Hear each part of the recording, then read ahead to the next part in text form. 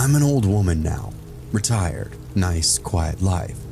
I spend a lot of time listening to podcasts, especially the true crime ones. Some nights I hear stories that sound awfully familiar, and here's one you might have never heard before. This happened in the mid-1980s when I was barely 20 years old. I went to a community college in the Midwest, boring, flat, windy, accented with brick buildings. I was out of town, so I lived in the dorms for convenience and to try to save some money. There were 6 of us total inside one unit. We each had a small private bedroom, but we shared this nice long common room and one bathroom. The walls there were thin, cheap carpet accompanied them, and you could hear everything: music, phone calls, people crying, or, well, doing other things. Marcy was loud all the time, even when she was asleep. Donna never left the dorm, only studied. Tish liked attention, if you know what I mean. And Kelly liked horror movies and wore a lot of black. Sharon talked to her parents on the phone every Friday for at least a couple of hours. And then you get to me. I got good grades, had a part-time job, and mostly just kept to myself. Although I did like the occasional party or concert. We had a lot more school in front of us, and since we all got along, we elected to board together again the following semester for a few months, then it was goodbye.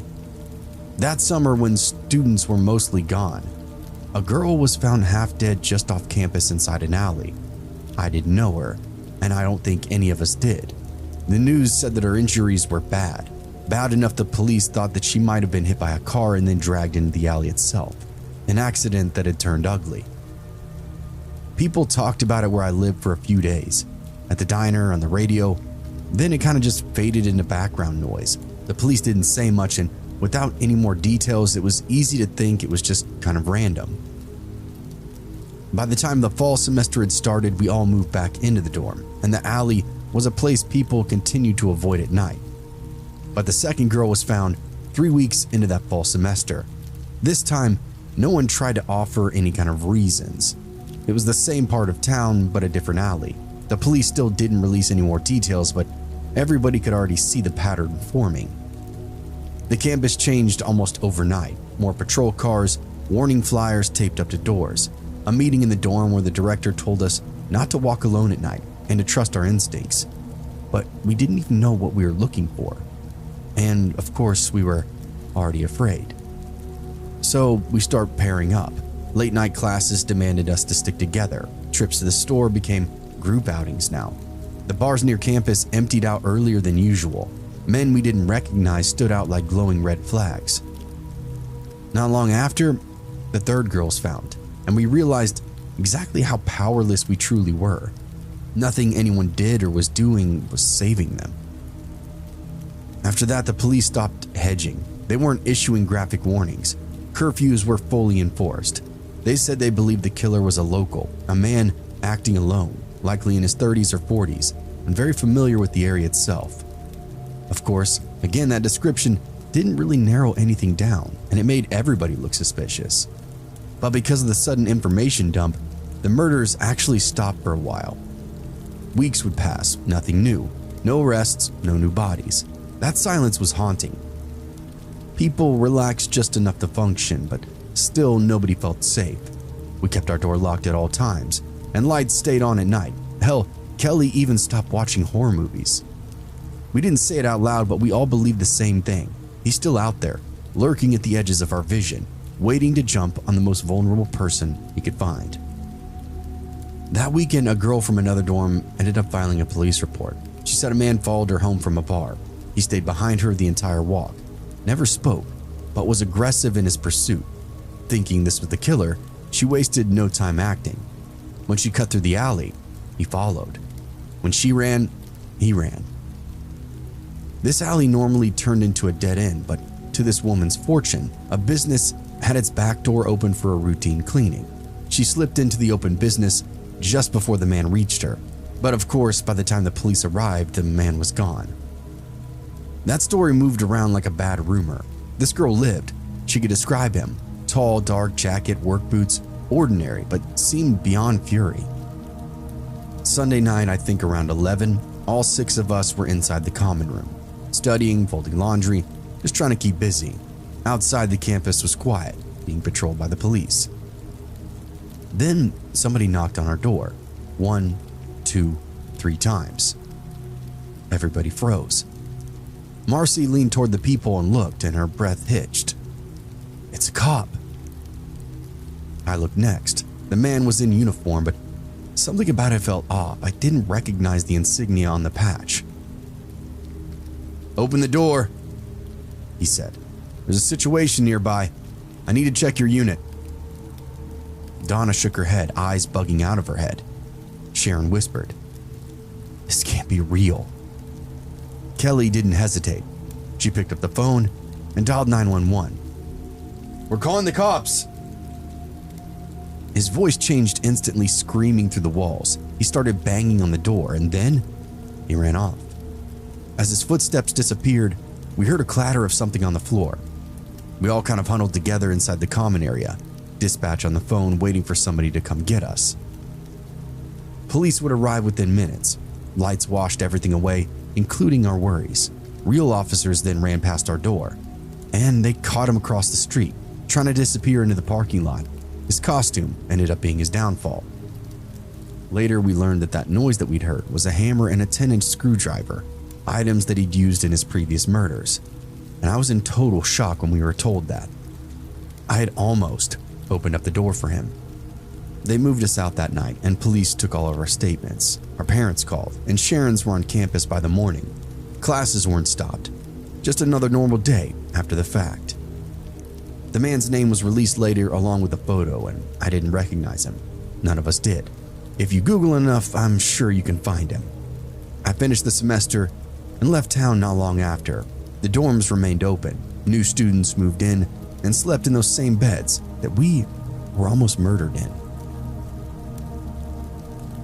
I've been crossing Texas pretty much all day, cutting through the stretch of backcountry highway where the land flattens out, doesn't really ever stand back up.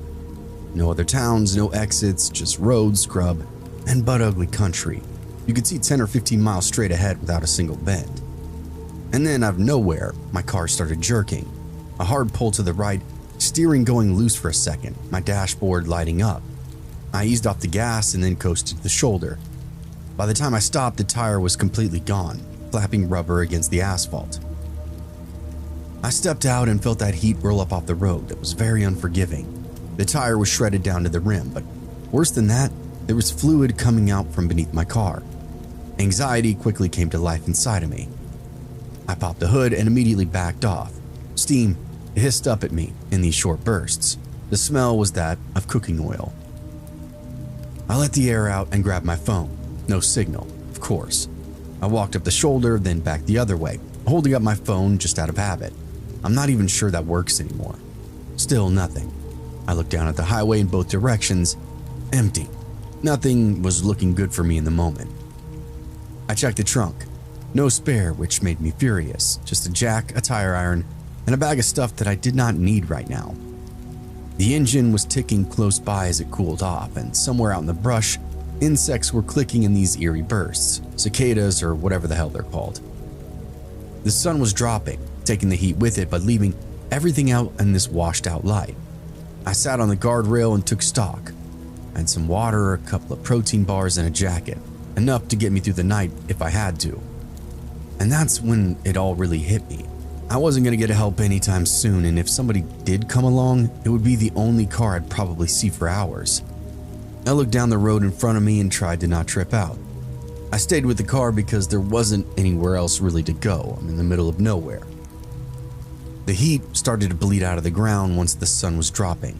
The sky went dark, and every few minutes I waved my phone light down the highway, more out of habit than hope. I really, genuinely have never felt alone like that. Then in the distance I heard an engine, loud, rough, and struggling. No muffler. It was sounding like a chariot from heaven in my ears in the moment though. Headlights then appeared far off, growing faster. I could see it in the fading sunlight. It was a black van, lifted, riding on thick off-road tires. The windshield was dark enough that I couldn't even see the driver at all. I stepped close to the shoulder and waved my light. The van slowed once it was actually within range of me. Salvation. I found a spot on the shoulder just behind my car. The engine stayed running, and after a beat, the driver's door opened and a guy hopped down.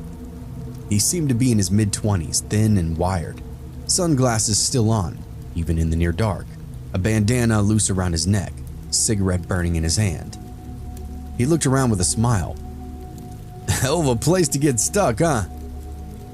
Yeah, I said. I blew a tire, no service. Just my luck.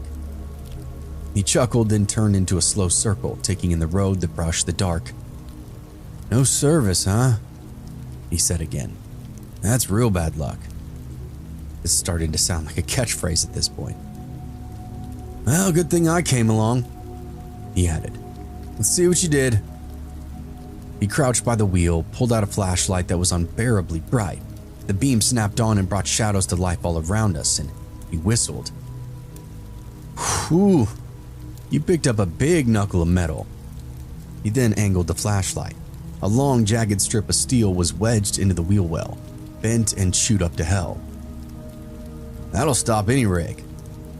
I glanced over at him. You think that came off something? He shrugged at me. Out here, it could be anything. Maybe it bounced off a trailer that had just been tumbling down the highway. He helped me jack the car up. His van's headlights flooded the scene, washing everything else out past the shoulder, and the highway behind us quickly vanished into complete blackness. We played with the lugs for a while. He tugged on the ruined tire with a grunt. Something's catching in the back. The lugs are clear, so I don't know what it is. I can't see it. What do you need? I asked him, and he looked over at me for a second, and I mean really looked, then smiled. Oh, I'm gonna need you under there, he said. Just tell me what's hanging it up. I hesitated. The jack creaked slightly under the weight of the car. It's just for a second, he said. I'll be right here. I didn't want to crawl under my car at night with a stranger standing over me, but I wanted to be off that road more than anything else. I just had to press myself against it for just a second. All right, I said. Let me use your flashlight. He lifted it slightly. This one? I'll angle it around. I'll hold it for you. I nodded back. So I got on my back and slid under the car. The ground around me was cold and smelled like burnt oil. I squinted, trying to make sense of all the shapes in the dark, and there's nothing out of place to my eye, at least. I still can't see much, I said to him. Can you angle that flashlight a little better? This one? Then the light exploded, white hot. It almost made me nauseous. My body locked up, every muscle clenched, my jaw snapped shut so hard I thought I broke my teeth. God knows how many thousands of lumens cold clocked me out of nowhere and sent me into this lizard brain mode. It was like he tasered my eyes. And somewhere above me, the metal shifted and the car rocked. Panic then shot through me. I twisted and rolled, pulling myself sideways as the car tipped. And then it slammed down, right where I'd been. The jack snapping loose, the frame smashing into the asphalt. I watched my exposed frame leave a dent half an inch deep. I scrambled backward. What the fuck just happened? The guy shoved the car again, trying to roll it further.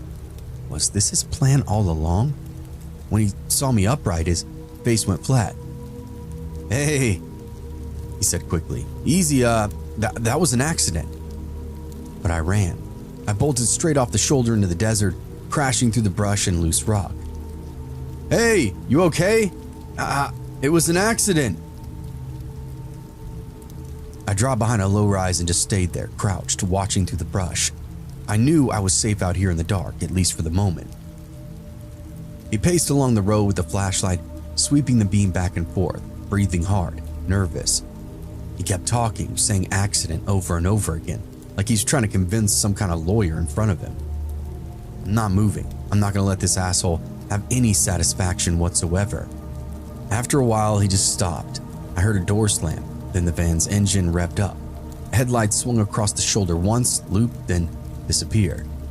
I stayed hidden long enough for that sound to fade, waiting for silence to swallow everything up in the world. I stayed in the brush for a couple of hours. I couldn't trust that he was really gone. When I walked back to the car, the road was now empty. No headlights, no engine noise, just my car that still was wounded on the shoulder. I got inside, locked the doors, and just waited. I didn't turn anything on. I just watched the road and listened, ready to run again, if I needed to. I figured I'd be able to hear him just like before. But he didn't come back. Morning came and I was in disbelief. The desert was normal, and a patrol car pulled over a little after sunrise. The trooper took one look at my car and nodded. "Let me guess, you had a real bad night." I told him what happened, kept it simple. Flat tire, van, guy with the flashlight. The more I thought about it, the more I think he actually hit me with the stun gun after he flashed me. Then the car coming off the jack. When I described the van, he stopped riding and stepped away to make a call. "You're not the first person to mention that vehicle to me." A tow truck came, and while they loaded up the car, the trooper walked around the shoulder, found the piece of metal from the wheel well, bagged it, and took a few photos. And that evening, he gave me a call. They picked the guy up outside a small town of where I broke down. Same van, same setup. Inside, they found equipment that matched everything that I described to them, along with evidence tying him to several roadside deaths over the last few years. Breakdown after breakdown that oddly resulted in these bizarre and mysterious deaths over the past few years that remained a mystery. The trooper didn't go into more details because the investigation was ongoing. I travel much differently now. Almost being killed in the middle of nowhere turned out to be far more nightmarish than I ever would have expected, and being left and crushed slowly to death by my own car to boot. To hell with all that. I stay strapped and keep a spare tire. I don't take bullshit back roads, and if I do, I've got a map and a line directly to civilization. Fool me once.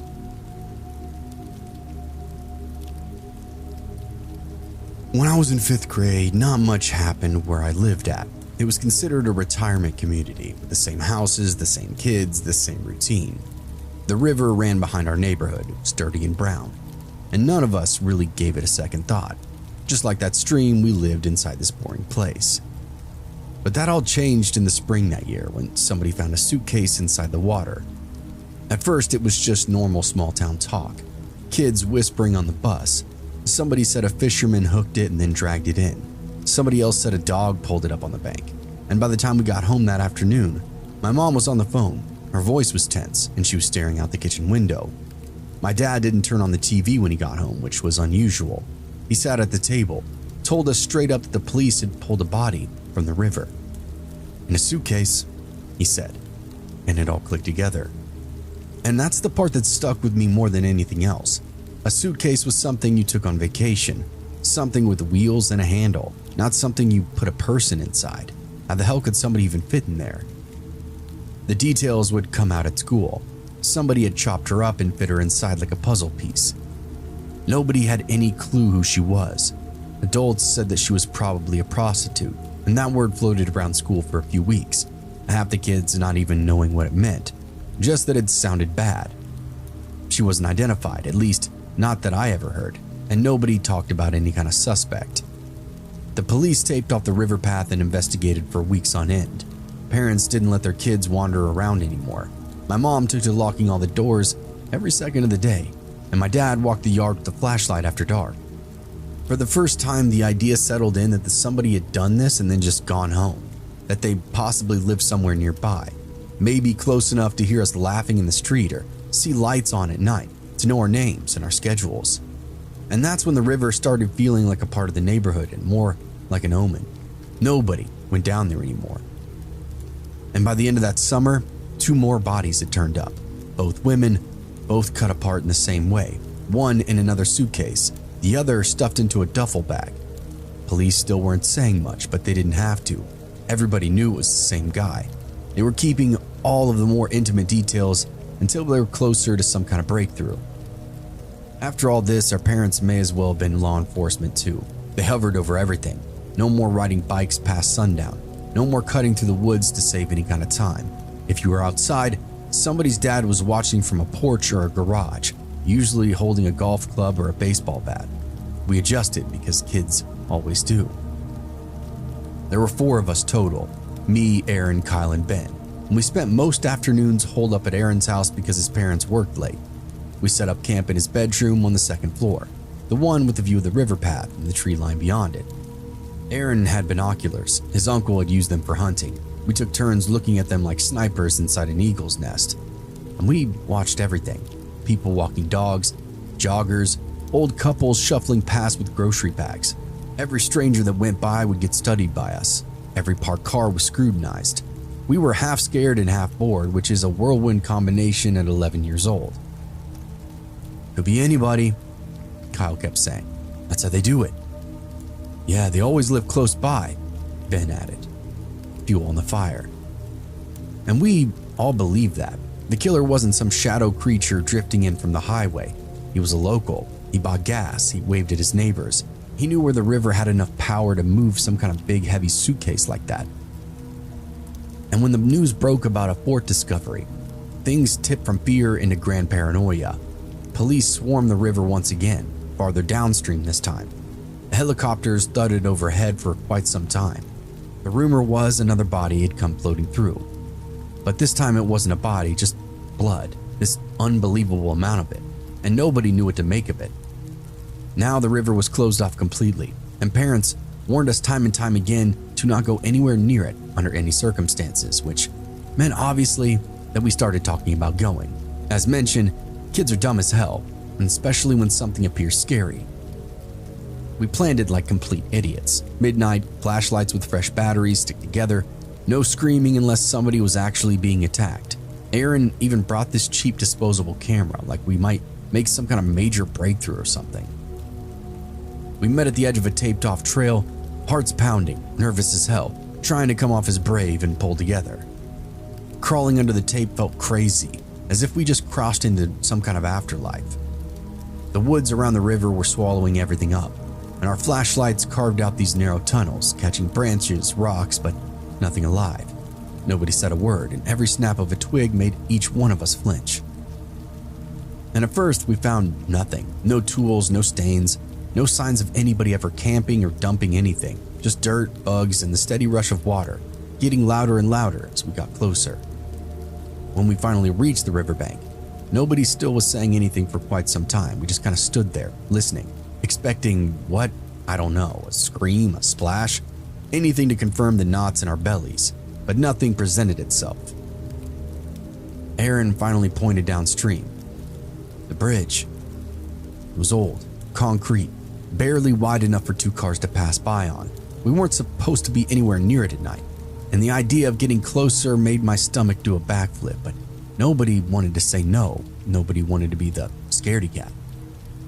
Halfway there, we saw lights.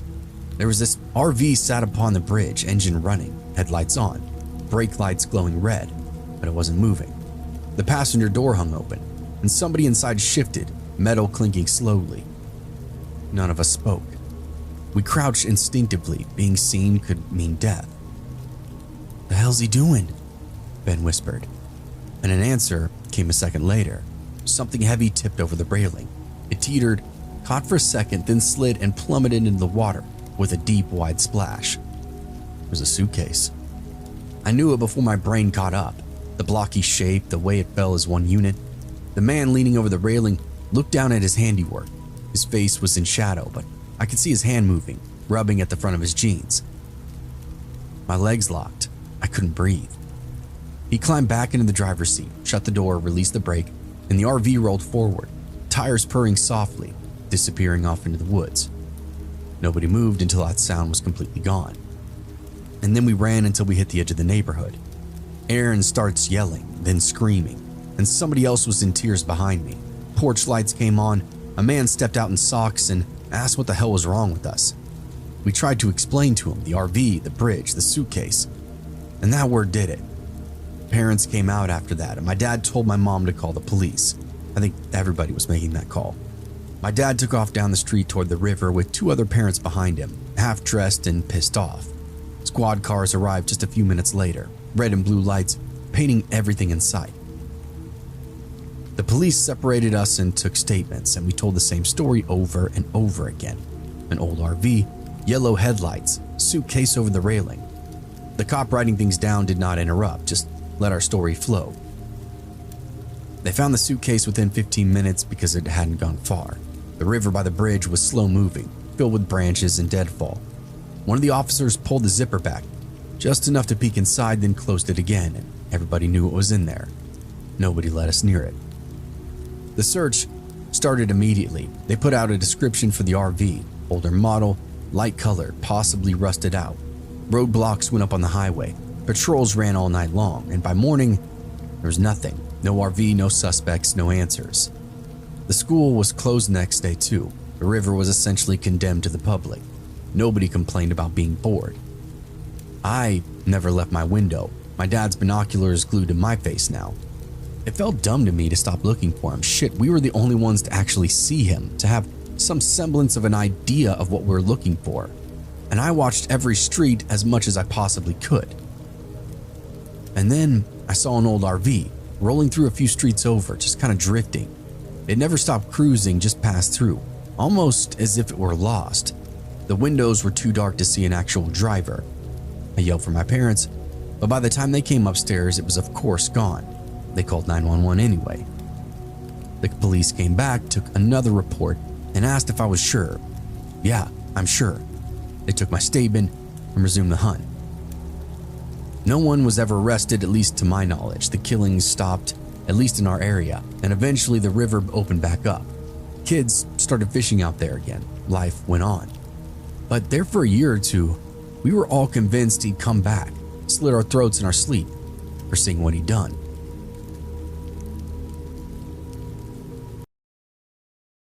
Albuquerque, New Mexico.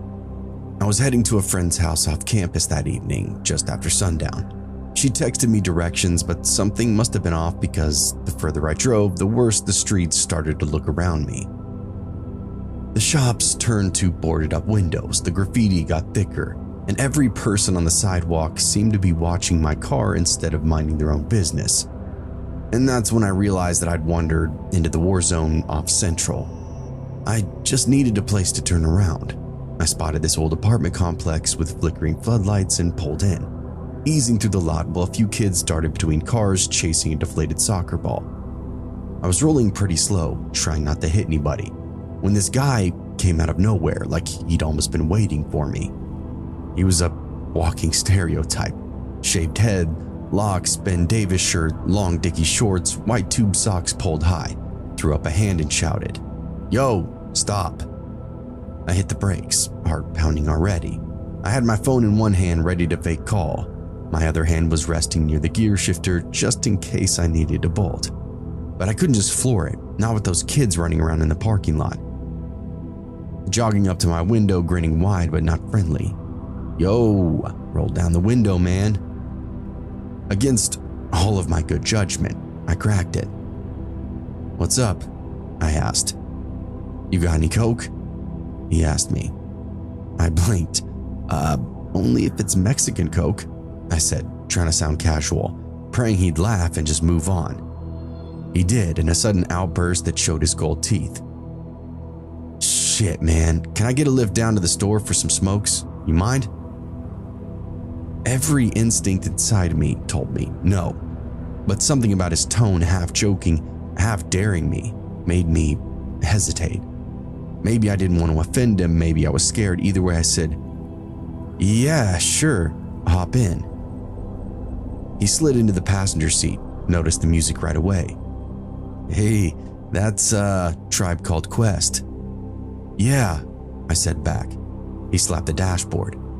"Man, I've seen them 3 times back in Cali. Q-Tip, that dude's a legend." Did help a little bit. Talking about music humanized him, and for a minute I started to think maybe I was overreacting. The gas station was only a few blocks away, but the drive felt like it took forever. He kept shifting around in the seat beside me, scratching his leg, glancing in the side mirror like he was expecting somebody to be following us. He told me his name was Danny, but didn't offer a last name.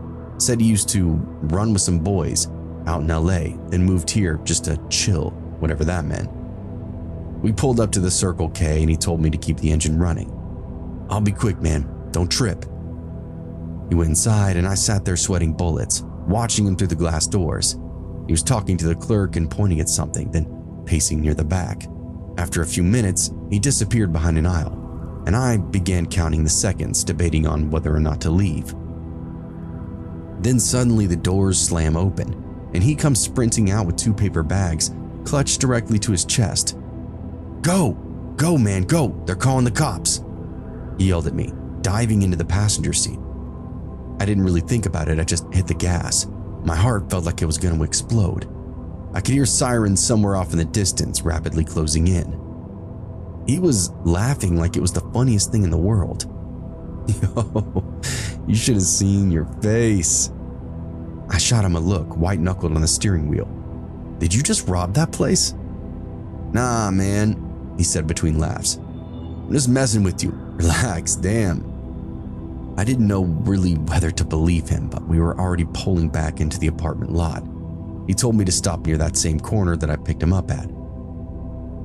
Hey, he said, suddenly calm, almost thankful. I don't blame you for being nervous around me.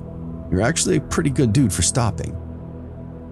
He dug into one of the bags and handed me a pack of Funyuns and a glass bottle of Mexican Coke, then reached into his pocket, pulled out a small dime bag, and tossed it into my lap.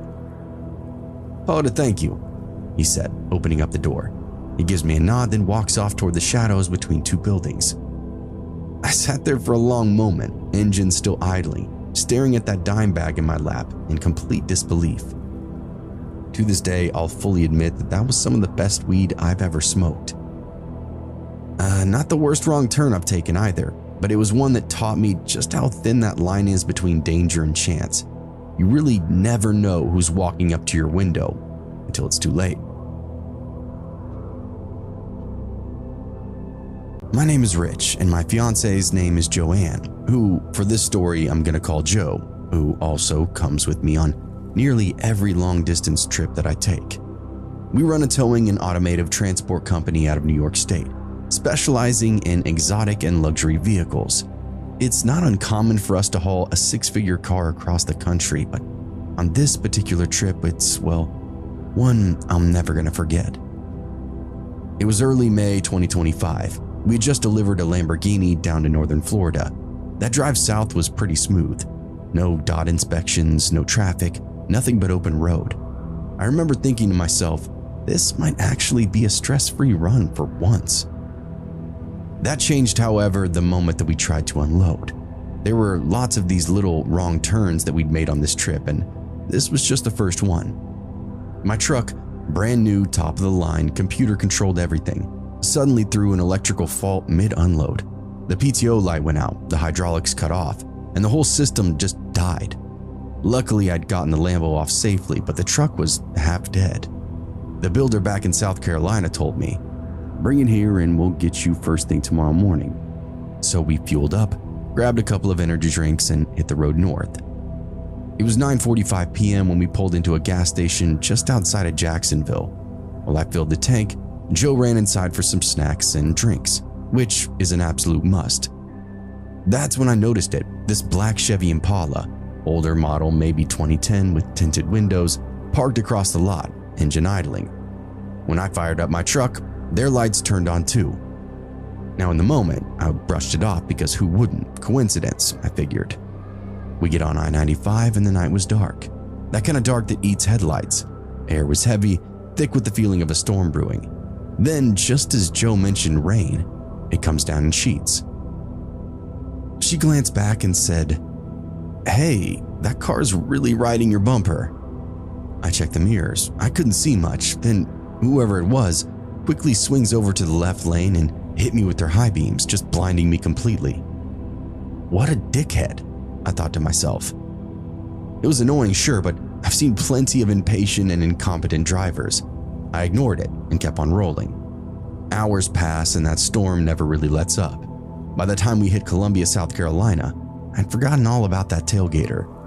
That is, until that same black Impala comes flying up beside us. It swerves over into my lane, cutting me off so hard that I had to slam the brakes. Joe jolted away, cursing, and the Impala then slows down to about 55, then 40, then 35. It was deliberate, taunting almost.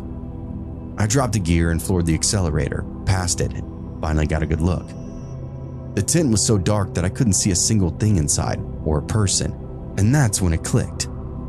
"That's the same car from Jacksonville," I said. Joe nodded. She had noticed it too. She booked us a hotel near the dealership, 15 minutes away, just off I-85, ETA of around 3:30 a.m. That last hour would really feel endless, and that Impala, stayed behind us the whole time. When we pulled into the hotel parking lot at around 4 a.m., the rain was still hammering down. The lot was packed, but we squeezed into a space. Across the road, half hidden in the rain, sat that same Impala, idling on the shoulder. Joe looked over at me nervously. Okay, do you think he's after the trailer or what he thinks is inside it? I shrugged, though deep down my gut was screaming, yes. Before stepping out, I reached into my bag, unzipped the hidden compartment, and pulled out my Glock 19, sliding it in my waistband. Joe nodded silently. On 3, I said. We run for the door. We bolted through the downpour, slamming through the hotel's sliding doors, and were hit with the stench of mildew, cigarette smoke, and something worse, an undertone of urine. A front desk clerk waddles out from the back room. He smiled, but something about it was just off. Checking in? He asked, and his tone was a little too casual, too familiar, too friendly. I handed over my driver's license as well as my credit card. He pulled the reservation, making a key card and smiling still. First floor for you two, right around the corner. He winked at Joe as he slid the key across the counter. Breakfast is at 6:30. Yeah, thanks, I muttered, hurrying it off. Joe was squeezing my arms and looked up at me. What a creep. I nodded back in agreement. When we reached the room, the smell wasn't much better. The place was old, damp and stained, and Joe sat on top of the bed, still fully clothed. I can't wait to leave here, she said quietly, as I walked out of the room's prison-style bathroom. It's just one night, thankfully, I told her. We changed, closed the curtains, and tried to get some sleep. An hour later, I was half asleep when I heard the faint rattle of a doorknob. At first, I thought I was dreaming, but it kept going and got louder and more violent. It was the adjoining room door. Somebody was trying to get in. The realization shot me awake quicker than anything really has before. I reached over for my Glock and aimed it at the door. My main concern was Joe. I kept my focus, training my pistol at the door.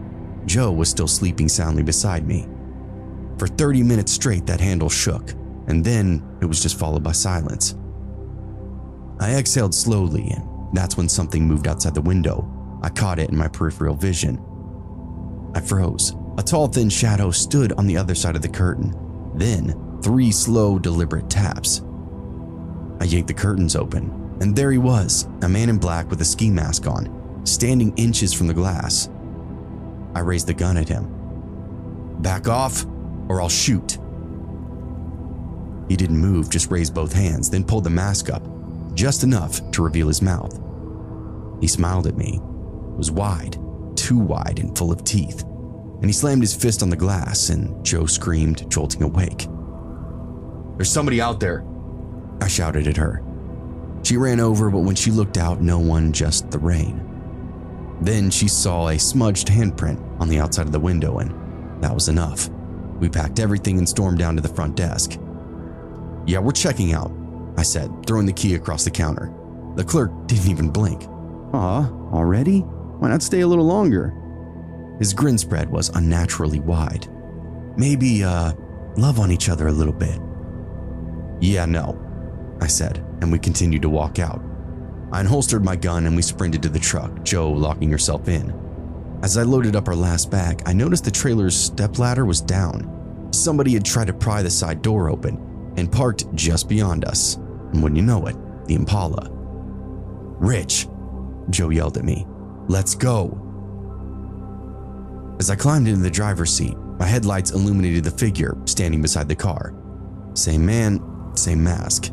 Staying in this hotel was our second wrong turn. Drive, Joe said flatly. Say less. I hit the gas, tearing out of that lot and back onto the highway. The clock on the dashboard read 6 a.m., and neither of us really spoke or said a word for miles. Finally, Joe whispered after a while, "The sunrise is beautiful." I glanced over, her hand in mine, and felt my shoulders drop. Yeah, I said quietly. It is. We made it to the dealership half an hour later or so, parked and slept in the truck until the shop opened. Now, I've seen a lot on the road. I've been followed, almost hit by wrong-way drivers, and seen unexplainable things in the mountains, but Nothing has ever rattled me like that before, not like that night. The thought of losing my soulmate to someone dangerous or being taken away from her, I can't handle that. One of the main reasons I carry is to protect us, our equipment, and the valuable cargo that we haul. When the sky turns dark and the stars and the moon are hidden by cloud and rains, if I glance out a window, I can still see that smile through the glass.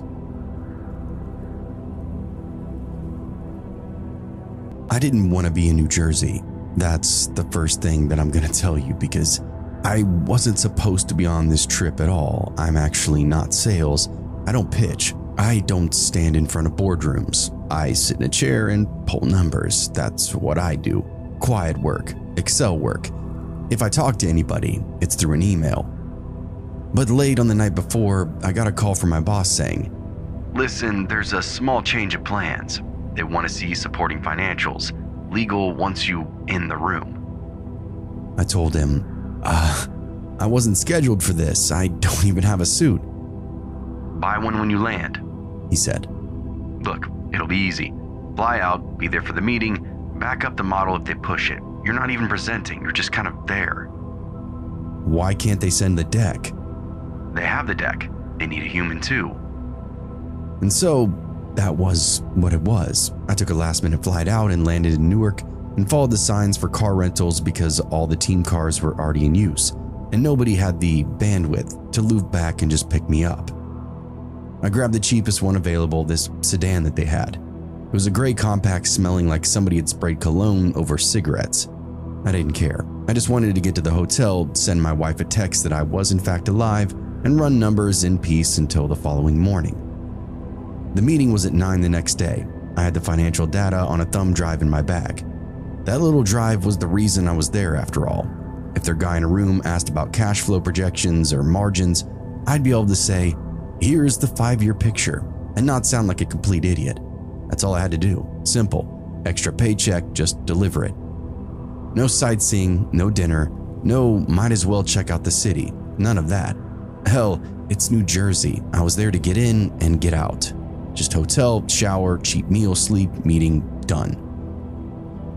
But the thing about being somewhere you've never driven before, especially when it's already dark and the GPS on your phone begins to act a little glitchy, it doesn't matter how simple your plan is because now you're in it. I wasn't even 20 minutes out of the airport before I knew I was in trouble.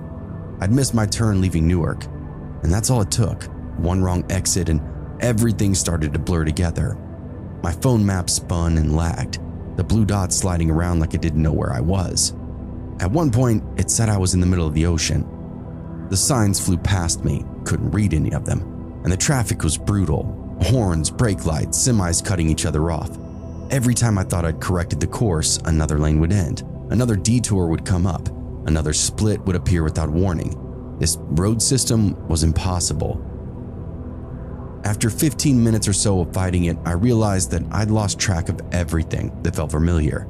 The streetlights were spreading out, the traffic was drained, and the buildings grew older and closer together. The GPS finally recalculated, but the directional voice was silent, so I found myself funneled down this narrow ramp onto an unlit neighborhood. It's fine, cities are confusing. I'd turn around, make it right. But the first thing that I noticed was the people, dozens of them, all walking or standing around on corners. Even though it was really late at night, some looked half awake, wandering around. Others just watched the cars go by. My stomach was knotting up. The storefronts had bars in the windows.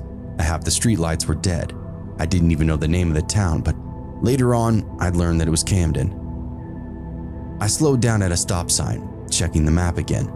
That's when 2 men on the sidewalk turned their heads at the same time. Just a glance, but they kept watching. One raised his hand like he was pointing something out. I rolled forward, trying to not make eye contact. Every block that I drove, more people would appear. A man leaning against a parked car, a group by a corner store, someone crossing the street in slow motion like they wanted to force me to stop. I kept moving though, refusing to let the car idle. I felt like I was a tank in a full of sharks. Rerouting, my phone said again. I felt like throwing it out the window. It was useless. I ended up turning down the side street that looked a little wider, a place I could hopefully flip a U-turn in. The pavement changed from blacktop to cracked concrete, houses pressed in closely, windows dark. I passed one with police tape fluttering on the porch railing. I said out loud to nobody but myself that I shouldn't be here. Then I saw this light, a single red light stop ahead, the only one in view. I needed a break to check the map, so I pulled up to it and stopped. And that was a mistake. At first, I really thought the area around me was deserted. The cross street looked empty, and then from my left, I saw a group standing by the corner, 3, maybe 4 men total. They hadn't looked my way until the car stopped, and now they were all just staring directly at me. I tried to look calm, one hand on the wheel, eyes forward, and the light stayed red. Then the men started walking, not rushing, just kind of drifting closer, splitting up as they got toward me. One on my side, one on the passenger door, and the other toward the hood. I reached over and hit the lock button. The click sounded like a gunshot inside the car, and that was enough to set them all off. One of them grinned and called out to me, "Oh, you scared, man? We're just saying hi." The others laughed. I kept my hands visible on the wheel. I'm just lost," I said through the glass. "Trying to get back to the highway. That's all." The one in the front stepped closer until he was right at my bumper. Highway's that way," he said, pointing behind me. "Why'd you lock your door then?" The lights still didn't change, and I could hear my heart over the idling engine. Another one came up to the passenger window and peered in. "Yo, he's got a rental," he said. "Look, airport tag. This fool is an out-of-towner." That made the others laugh even harder. "Ooh, a tourist," one said. "You picked the wrong street, dummy." They circled the car tighter. My phone screen went black from the timeout, and for a brief moment, I couldn't even recall my unlocking pattern.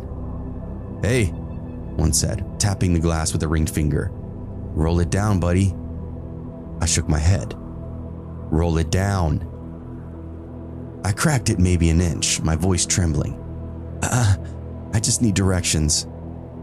He smiled at that, big white teeth, dark eyes flat as oil. "Nah, you're already where you need to be." I noticed his hand, he was gripping something, a small length of pipe wrapped up in tape. Behind me, somebody slapped the trunk. "Yo, pop the trunk, let's see what he's got in here." I jumped in my seat. The one near the door laughed at me. "You shaking, man? You good? Ain't nobody gonna hurt you if you chill." I just want to leave," I said. "So go." "The light's red." They all cracked up at that. "The light's red," one repeated, mocking me. "Man, you better pray that thing changes before I get bored. People like you get killed out here." "The light's red, damn, homie." The one at the passenger side bent to see in the car, looking for my hands. "You on the phone?" "No." "You sure? Because I don't like surprises." He pounded the glass twice, hard enough to make it rattle. The one at the front spat on the hood. The sound of their voices were rising up now, layered, cruel, overlapping, like they couldn't really decide what they want to do. "Pop it open, step out of the car. Where you headed, boss? Bet he got cash on him." The light still was red, and I stared at it until my eyes started to water. I didn't know what it was, but I was just frozen, in fear or whatever. Fear of having to run somebody over, fear of damaging the rental, fear of overreacting. One of them slammed against the windshield with his palm, and I flinched back. Another hit the side mirror, flipping it inward. Somebody behind kicked the bumper. "Yo, you hearing me?" The first one shouted. "Look at me when I talk to you." I'm looking," I said. "I hear you." "Then quit being a bitch. Open the door." I shook my head at him. "Fine," he said, bringing up the pipe. "We'll open it for you then." Out of the corner of my eye, blue and red lights then washed across the buildings. A short burst of siren followed, just a chirp, and the men stopped in mid-motion. I felt like I'd been saved, like God reached himself down and set that patrol car right there for me. A cruiser sat halfway up the next block, angled toward us. Its spotlight snapped on, lighting up the whole intersection. The cop's voice then came through this loudspeaker. "Gentlemen, Hands visible. Let's not make this complicated. Move it along. One by one, the men backed up, pretending it was nothing. We were just talking," one said, palms up, and within seconds they were drifting back off into the dark. The officer's voice came once more. "Driver, proceed forward slowly." My foot barely even found the gas. I rolled through the intersection, hands trembling so hard I could barely even steer my car. The light turned green behind me, finally, and it actually made me laugh because even the cop had told me to roll through the red light. My lack of survival skills were glaring for all to see. I didn't look back. I drove until the glow of the highway signs came up again, white and sterile up against the night sky. My hands were killing me from gripping that wheel so hard. I missed 2 chances to merge because I couldn't trust myself to look anywhere but straight ahead.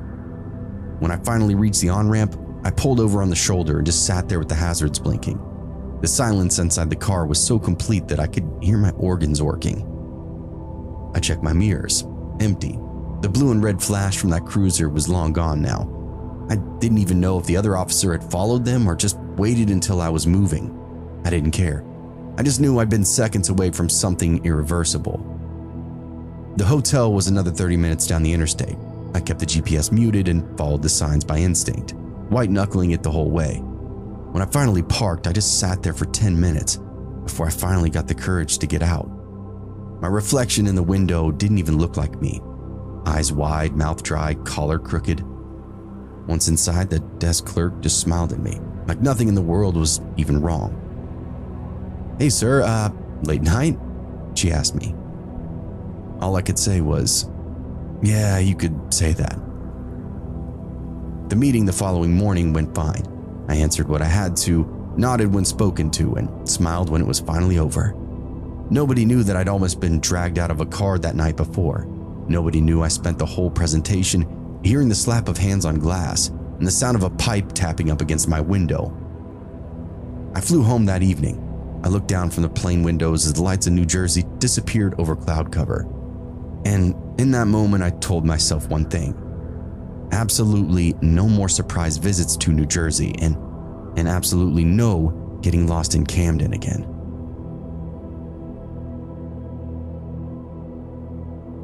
I hadn't planned on going out there.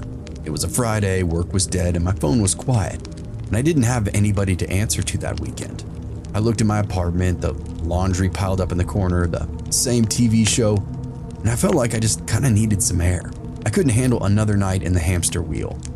So I threw my gear in the truck, stove, tent, bag, a little hatchet that I kept in the living room, a couple of tarps, cooler full of beer, and gas station grade food. Nothing fancy. I didn't really pack like a responsible adult, just kind of grabbed what I thought I would want and figured everything else would work itself out. You know, the American way. I headed out of town late afternoon, pointed the truck toward the highway. Once you're 20-30 minutes past that last grocery store, it starts to actually feel like you're slipping off the edge of the map. By the time you're 2 hours out, the radio goes to static, and it's just tree line after tree line, cattle fences, dirt road, and the sky. I kept driving. Eventually, I cut off the main road onto this older service road. It wasn't marked and there wasn't any signs, just a pair of ruts that go off through the trees. I've been down plenty of roads like that before on hunting trips and figured I'll just find a pullout and call it good. I wasn't trying to backpack 10 miles in or anything, just wanted to be where nobody else would bother me. But the thing is, I was not alone back there. Once I got deep enough, I started spotting these little pop-up camps tucked off the road. You know the kind, beat up old tents, folding tables, tarps strung between trees, a smoking ring of rocks that may or may not be legal, depending on the time of the year. Weekend people, you see kids on bikes, somebody's dog trotting along off the leash, a guy sitting in a lawn chair drinking beer like he's at a tailgating party. And one of those guys flagged me down. He was older, late 60s, maybe 70s, real sunburnt face, what my father called a tackle box skin. Long gray hair, stepped out almost right in front of my truck and lifted up his hand. So I slowed and rolled the window down. "Evening," he said, grinning at me. "You're getting out of here at the perfect time." "Yeah, is that right?" I said. He leaned in a little closer. Sitting there in my truck, I'll admit it was very weird. "You're all clearing out," he said. You want quiet? I'll give you a spot that nobody bothers you. I don't know why I listened to him. Maybe it was his confidence or something else, I don't know. Look, keep on this road, the old timer said. You'll see this cattle gate on the left. It's not locked, just chained. Go through. After that it gets a little tight, but don't stop. You'll come to a pond. The east side's firm, the west side's soft. Camp on the east side. Nobody'll see you. Then he winked at me. Perfect weekend to be alone. I thanked him, patted my driver's door, and rolled on. The gate was in fact right where he said it was. Rusted, chain loop, but not locked. I unhooked it and drove through and latched it behind me. The trail narrowed to 2 dusty ruts under branches that scraped the sides of my truck. The further I went in, the quieter it seemed to get. No wind, not even birds. Then I saw a small pond reflecting in the trees, dead snags leaning across the water, and beside it was a flat little clearing that looked like it was made for one tent. Somebody had definitely camped there before. Stones in a ring, black with old ash, a few logs dragged into place, hidden off from the road, invisible unless you knew where you were looking. I only glimpsed a flash of it, to be honest. So I parked, hauled in my gear, and set up my camp. There was a nice 20-foot gap between the truck and my tent, as this little gulch kept me from driving in completely. It felt perfect, the kind of quiet that made me want to get drunk by myself. I didn't really waste any time, got a fire going before dark, cracked open a beer and cooked my dinner, hot dogs, chili, and a bag of chips. I hung my Bluetooth speaker from a tree branch, played an old podcast, some kind of true crime show that I downloaded before. The voices sounded oddly comforting out there too, and I told myself I'm only going to have a couple more beers before bed, but time slips when you're the only one awake for miles. By full dark, the fire had burned tall and hot, throwing light high up into the trees. I could see my breath in the cool air, hear the crackle of the logs, and sometimes other noises too. A shuffle, I thought, off in the brush, a snap behind the tent, a faint splash from the pond. Nothing close enough to see, but close enough to notice it. It's the wildlife, I told myself, because it always is, right? I listened to the speaker get louder, laughed at the hosts, and drank one more beer, then another. Around 11, I stumbled into my tent and crashed. Didn't even bother killing the fire or turning off the podcast. Didn't even take off my hoodie. I was asleep in seconds. I awoke, however, to pressure on my sleeping bag. It took me a second to understand that it wasn't just me. Something warm was pressing up against me. Heavy, slow moving, breathing. My first thought was a deer, then a human. I froze. I was still drunk, but I knew something was wrong. The air smelled awful. Wet rot, mildew, decay. I tried to listen, tried not to move, but my pulse was hammering so loud it kind of drowned everything else out. Whoever it was, they were lying right up against my side, thigh to thigh. I could feel every inhale. I didn't really think, I just kind of rolled hard and yanked the zipper, dove out barefoot into the dirt, and sailed right through the tent flap. The fire was embers now. My flashlight beam jerked across the tree line in the tent fabric. No one followed me out. No sound at all except for my own ragged breathing. Okay, I guess maybe I dreamed it. I was drunk, so I passed out and just imagined the whole thing, but holy shit, it was terrifying. Then I took note of something moving behind the light, a soft step in the dry needles. I froze again. I heard another step and then nothing. I checked the immediate area with my flashlight and found nothing, so I quickly decided it was time to go back to bed. I knew I tied on a pretty good one, drank far more than usual, and fell asleep with my tent unzipped. I figured a skunk or a raccoon had found its way in, following the scent of chili and Fritos onto my hands and breath. It made sense in my late-night drunken stupor. When morning finally broke, the world looked normal again. The birds, the sunlight, the calm pond. I laughed to myself. It really must have been a nightmare, and I went to relight the fire for breakfast and froze. My speaker was now sitting on the table instead of hanging up in the tree. My firewood was now stacked in this strange pattern, sticks laid out in this weird formation like somebody else had been arranging them. In fact, everything was moved around to some degree. In the tree line, I saw him. He stood there motionless, watching me. At first, I thought it was the same man from the road that had told me about this very spot. Same age maybe, but this one looked a lot more feral. His beard was long and matted, his hair was a filthy nest. His clothes were nothing but tied strips of garbage bags and torn rags. His eyes looked vacant, dead gray, and he looked like he hadn't spoken to another person in years. Hey! I called out.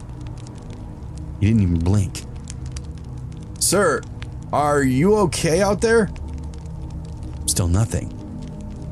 He stepped forward, one jerky movement at a time, arms twitching at his sides. I took a step back. He continued to come closer. It felt like I was watching some kind of zombie from a movie. All right, that's close enough. Just stop right there, I shouted. I still didn't get any kind of reaction though. I quickly snatched up the hatchet from the stump. All right, you come any closer and I swear to God.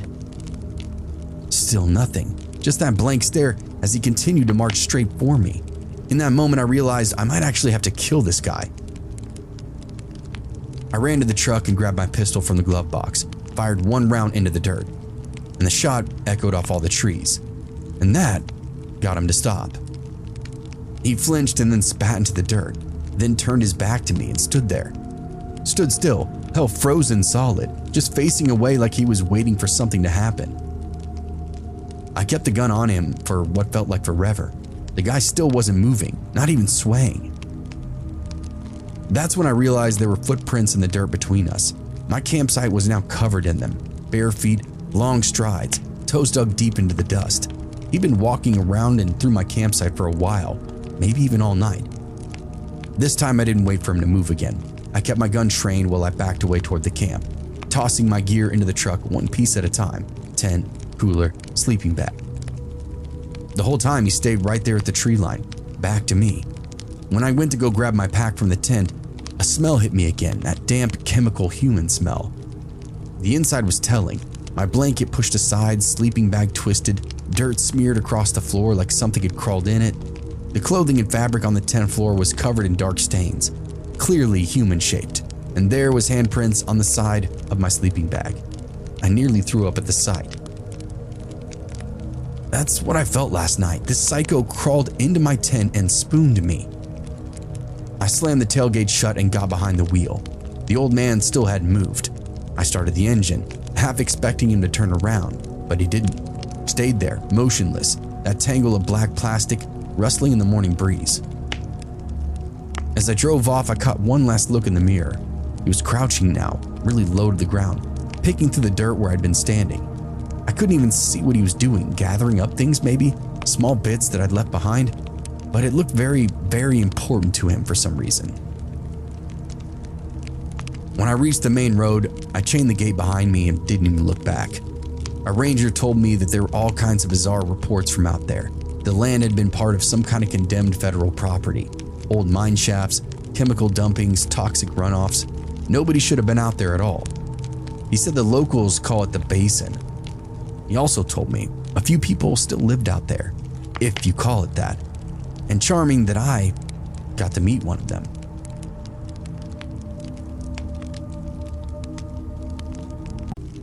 By August, the Lowveld had gone pretty silent. The grass was brittle and the air was full of dust, and the water holes had shrunk into muddy pits ringed with bones. This was the season when everything starved.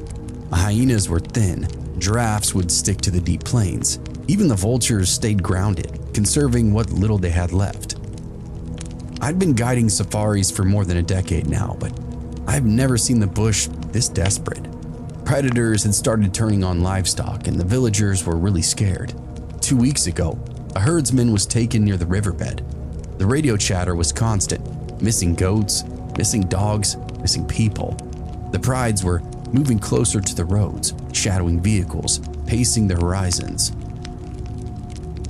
They are notoriously lazy hunters, so when things get hard, they'll kill pretty much anything they can find. It's a harsh reality of being in the desert. That morning, my partner Rory and I had drove out ahead of the client tour, scouting the route toward the dry pans. We didn't speak much. A few miles out, we saw them again. 9 lions, strung along the ridge, not resting in the grass like they should have been, but following along. They'd been doing it for days now. Unsettling, but nothing we hadn't seen before. "They're tracking us," Rory said, glassing up the slope. I nodded. They're tracking something, but it might not be us. We reached the camp by sunset. No clients tonight, no other guided camps, just us and whatever lurked beyond the firelight. The air dropped fast, hitting the mid-40s by midnight. Somewhere far off, a lion roared, and another answered from the opposite direction. I told Rory to keep his rifle near and his bladder in check. Didn't need any goofy accidents. The tracks that we'd seen at dusk were very fresh. A big male's paw prints led straight toward camp before veering off into the scrub. They were here and didn't care who knew it. That night before turning in, I remember saying, if they're out there, they'll keep to the high grounds. Boy, was I wrong. I woke to pressure on my spine, hot, rhythmic, alive. Not weight like a person, but mass, breathing, and I froze. The canvas behind me had flexed with each exhale, heat radiating through my thermal. Something rumbled through the fabric, deep and steady, like a Mac engine. It took a second to understand what in fact I was feeling. Then my blood turned to ice. There was a lion laying against my tent. I could even feel the purr vibrating through my ribs. The air was smelling some kind of awful, musky and sweet and coppery, like meat left in the sun. I didn't dare move. Eli, Rory whispered from his tent, voice cracked and shaking. You awake? I wanted to kill him for speaking, and for a moment, I felt its claw extend from the pad and into my back and hips. At that moment, I felt like a bit of food at the end of a fork. The lion's breathing then hitched and the weight shifted.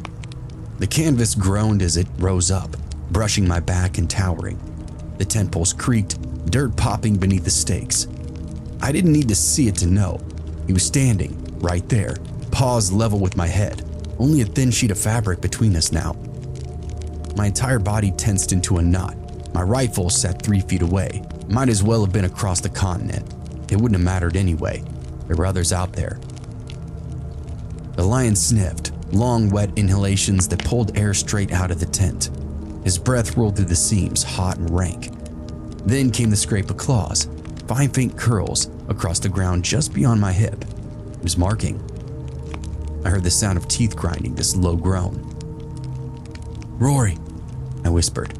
Almost no sound at all. I don't really know what compelled me to speak. Subconsciously, I think I was trying to speak my final words, maybe. Help me. Ask and you shall receive. His tent zipper began to descend and a lion's growl flattened everything outside. Everything went primal after that. Snarls erupted between us, different pitches overlapping. The pride was answering the male. I heard one sprint past my tent, heavy paws tail whipping the canvas. Another hit something metal with a clang. In the morning, we'd see it was the truck. Rory screamed, but it cut off after a second, realized just how fatal the situation was. Any amount of attention could be death. My heart pounded so hard that it shook my teeth. I could feel the ground vibrating with their movement. One lion roared close enough that it brought tears to my eyes. The sound wasn't volume, it was pressure. My eardrums flexed before it. The tent even seemed to breathe with it, bowing in and then out. It really felt like a movie. Everything told me that I was about to die. Another lion came by, female by the lighter steps, charged through the far side of the camp. I heard her slam against the cooler, the lid popping open, tin cans and plastic scattering around. Then this screeching tear as the claws raked the bin around the campsite. Rory made the mistake of flicking on his headlamp. The beam cut through the wall of my tent, bright white and trembling, and in that slice of light, I saw its shadow, the male's head. It was massive and round, the muzzle pushing the canvas inward. Every whisker impression was visible. His jaws were open, and I saw the silhouette of his teeth now cutting across the fabric, inches from my face. I swear you could see steam rising up from where his breath hit. I stopped breathing entirely. My chest ached in this bad way, eyes still watering. My heartbeat now became the only thing I could hear. He huffed again, this deep, irritated gust that flapped open the canvas against my cheek. Then, out in the dark, a lioness gave this short, sharp grunt, and they all sprang into motion. The male snarled annoyed, tail thudding the ground, then stepped back. The heat peeled away from the tent wall and the outline then vanished. He turned his body, brushing up against the entire length of the canvas as he passed it. his mane rasping like sandpaper. I heard the thud of each paw as he walked towards Rory's tent. "Don't move, man," I whispered. His light went dark, and the only sound the lions were making now was them pacing around us, breathing and tails whipping up against the dust, at least 4 of them, maybe more. The male then froze again, and he made this sound, a deep, chesty snort, and the others went quiet instantly. I pictured them all crouched, eyes reflecting the starlight, paws kneading through my skin, teeth, claws, my blood soaking into the sand. As soon as it started, they just kind of moved off. It wasn't in a panic, just this sudden burst of controlled energy. After a few seconds, we couldn't even hear them anymore. The silence they left behind was worse than the noise. My whole body was now soaked in sweat, freezing against the night. What the hell just happened? After a long time, I heard Rory whisper to me, "You alive?" "Yeah," I croaked. "You?" "I think so." We stayed awake until the sky started to lighten up, rifles in reach, listening for a return that never came. By sunrise, the camp looked like it had survived some kind of storm. The fire pit was scattered with paw prints, lapping in every single direction. The cooler lay tipped on its side, lid torn off, edges shredded. My tent sagged from where that lion had leaned on it, canvas slick with dew and greasy film of some kind. I stepped outside and felt the cold air hit my face. It was quite sobering. The horizon glowed pale and gold. It felt like a victory. Rory then came out after me, eyes hollow. Neither of us spoke. The prints were everywhere, some bigger than dinner plates, deep enough to hold shadows. You could see where the male had roamed, where the ladies had prowled, and where another had been pacing Rory's tent. It wasn't a visit, it was some kind of inspection. "They could have easily taken us," he muttered. I nodded, no need for another comment. The radio crackled in the dirt below the table crate, hissing static. I turned the dial with numb fingers until a voice cut through, urgent and breathless, full of noise. Repeat, 1 confirmed fatality in Sec 1 village. Male adult, attacked during the night. Rory and I locked eyes. The radio kept talking.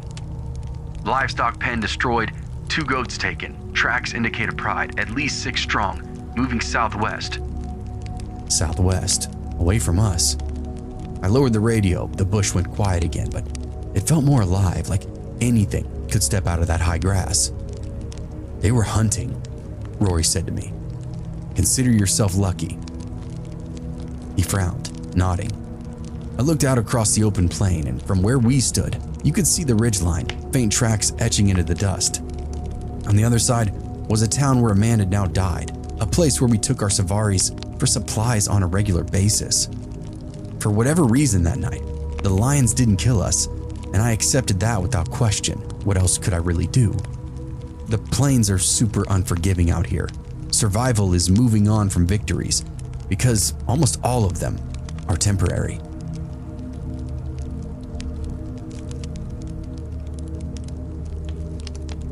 I've spent most of my life looking down a steel throat. My old man worked stations, switches, paperwork, yelling at dumb conductors. I went the other direction. I wanted the cab. I wanted the feeling of 100 cars hooked up behind me, rolling throughout the dark. I hired on in the 90s, when a crew still felt like a crew, 5 guys easy, sometimes more than that. By the early 2000s, they'd whittled us down to 3 on most of the runs. Corporate efficiency, do more with less, automation. These days, crews are just 2 people now, and a whole lot of robotic assistants. That winter run was across Colorado, grain hoppers and tankers, a long snake of freight behind us, pushing empty across the country where the stations are more suggestion than actual reality. You get these stretches out there where it feels like the tracks are the only thing human beings ever built. No houses, no farm lights, just snow hills, the cold, and the endless dark on all sides of you. It was me in the lead unit, my engineer Rick, and a brakeman named Torres riding the second engine. Good dudes.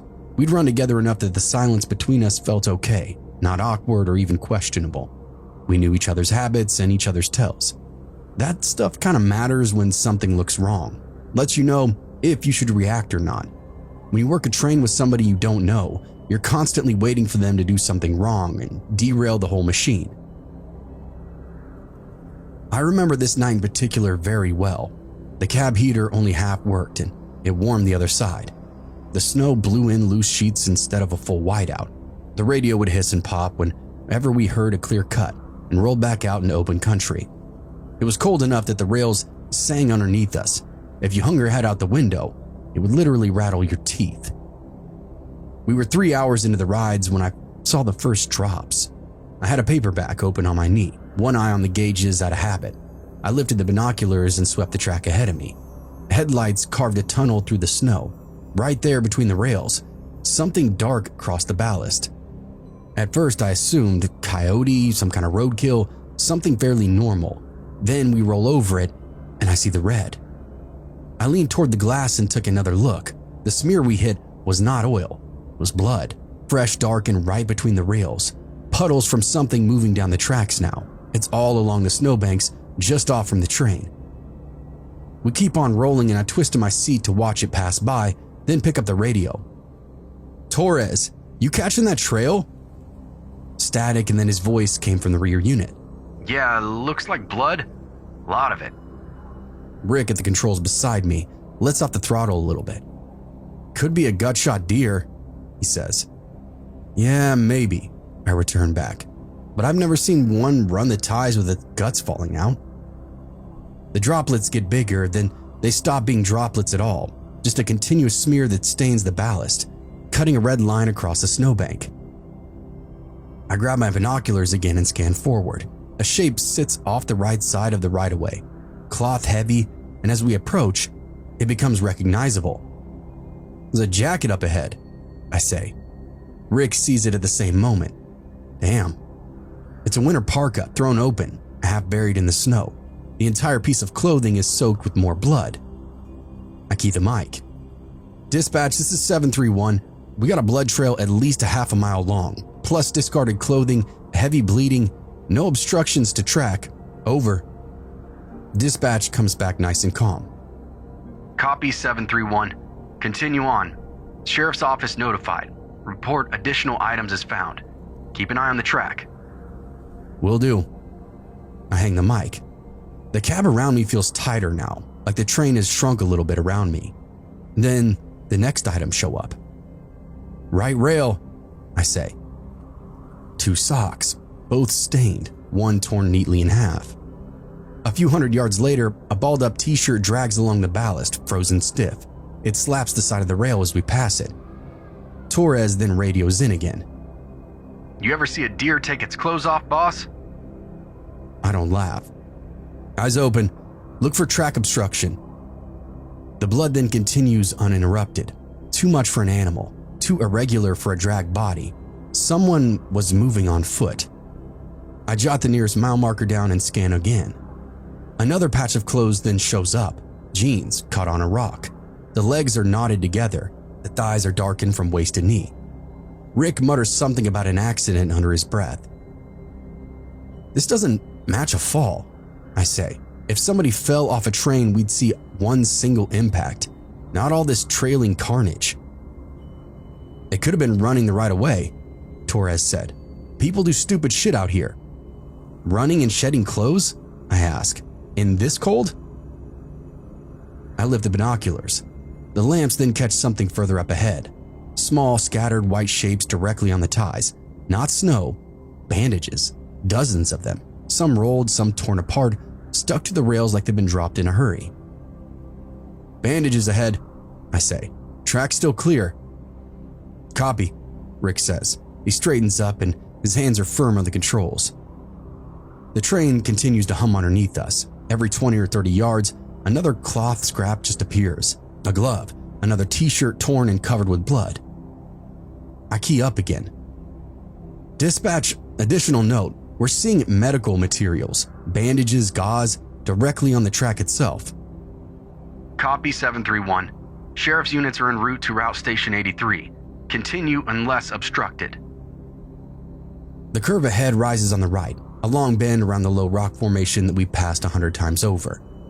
I look over and tell Rick, "Ease it down. Let's give ourselves a look." He throttles back another notch. Not enough to cause issues with the air in the line, but enough for me to feel the change. The nose dips slightly into that curve. I brace myself, binoculars up. These bandages get thicker, bunched up now in these small piles. Something else is sitting near them. A boot. Just one, sole up. The leather is chewed and stiff. Torres then comes over the radio. Boss, whatever happened here, they didn't walk away clean. There's gotta be a body out here. Stay sharp, I respond back. We haven't seen anybody yet. We roll a little further into the curve and then the world shifts. A steep rock face rises to our right. About halfway up its shelf, a natural ledge wide enough for a couple of trucks to park side by side. The snow atop it is disturbed, not melted, not wind patterns, foot traffic. Rick, I say, look right. He does, and his hand then freezes on the throttle. There's a man sitting on the ledge. He's leaned up against the rock, legs stretched out, cigarette smoke drifting from his mouth. His coat is gone. His shirt is torn at the sleeves. His left arm is wrapped up in bloody bandages from wrist to elbow. Fresh trails of blood are out from underneath them, bright as paint. He lifts his cigarette like he's greeting us, this casual wave. No panic, no call for help, just a wave. Jesus, Rick says. The train then thunders past him, and I can't look away. The man's face is raw, weathered, streaked with dirt and dried blood. His eyes follow us the whole way around that curve. I grab the radio. Dispatch, we have a live party on the right side ledge at the curve before RS 83. Male injured, appears conscious. Do you require emergency stop?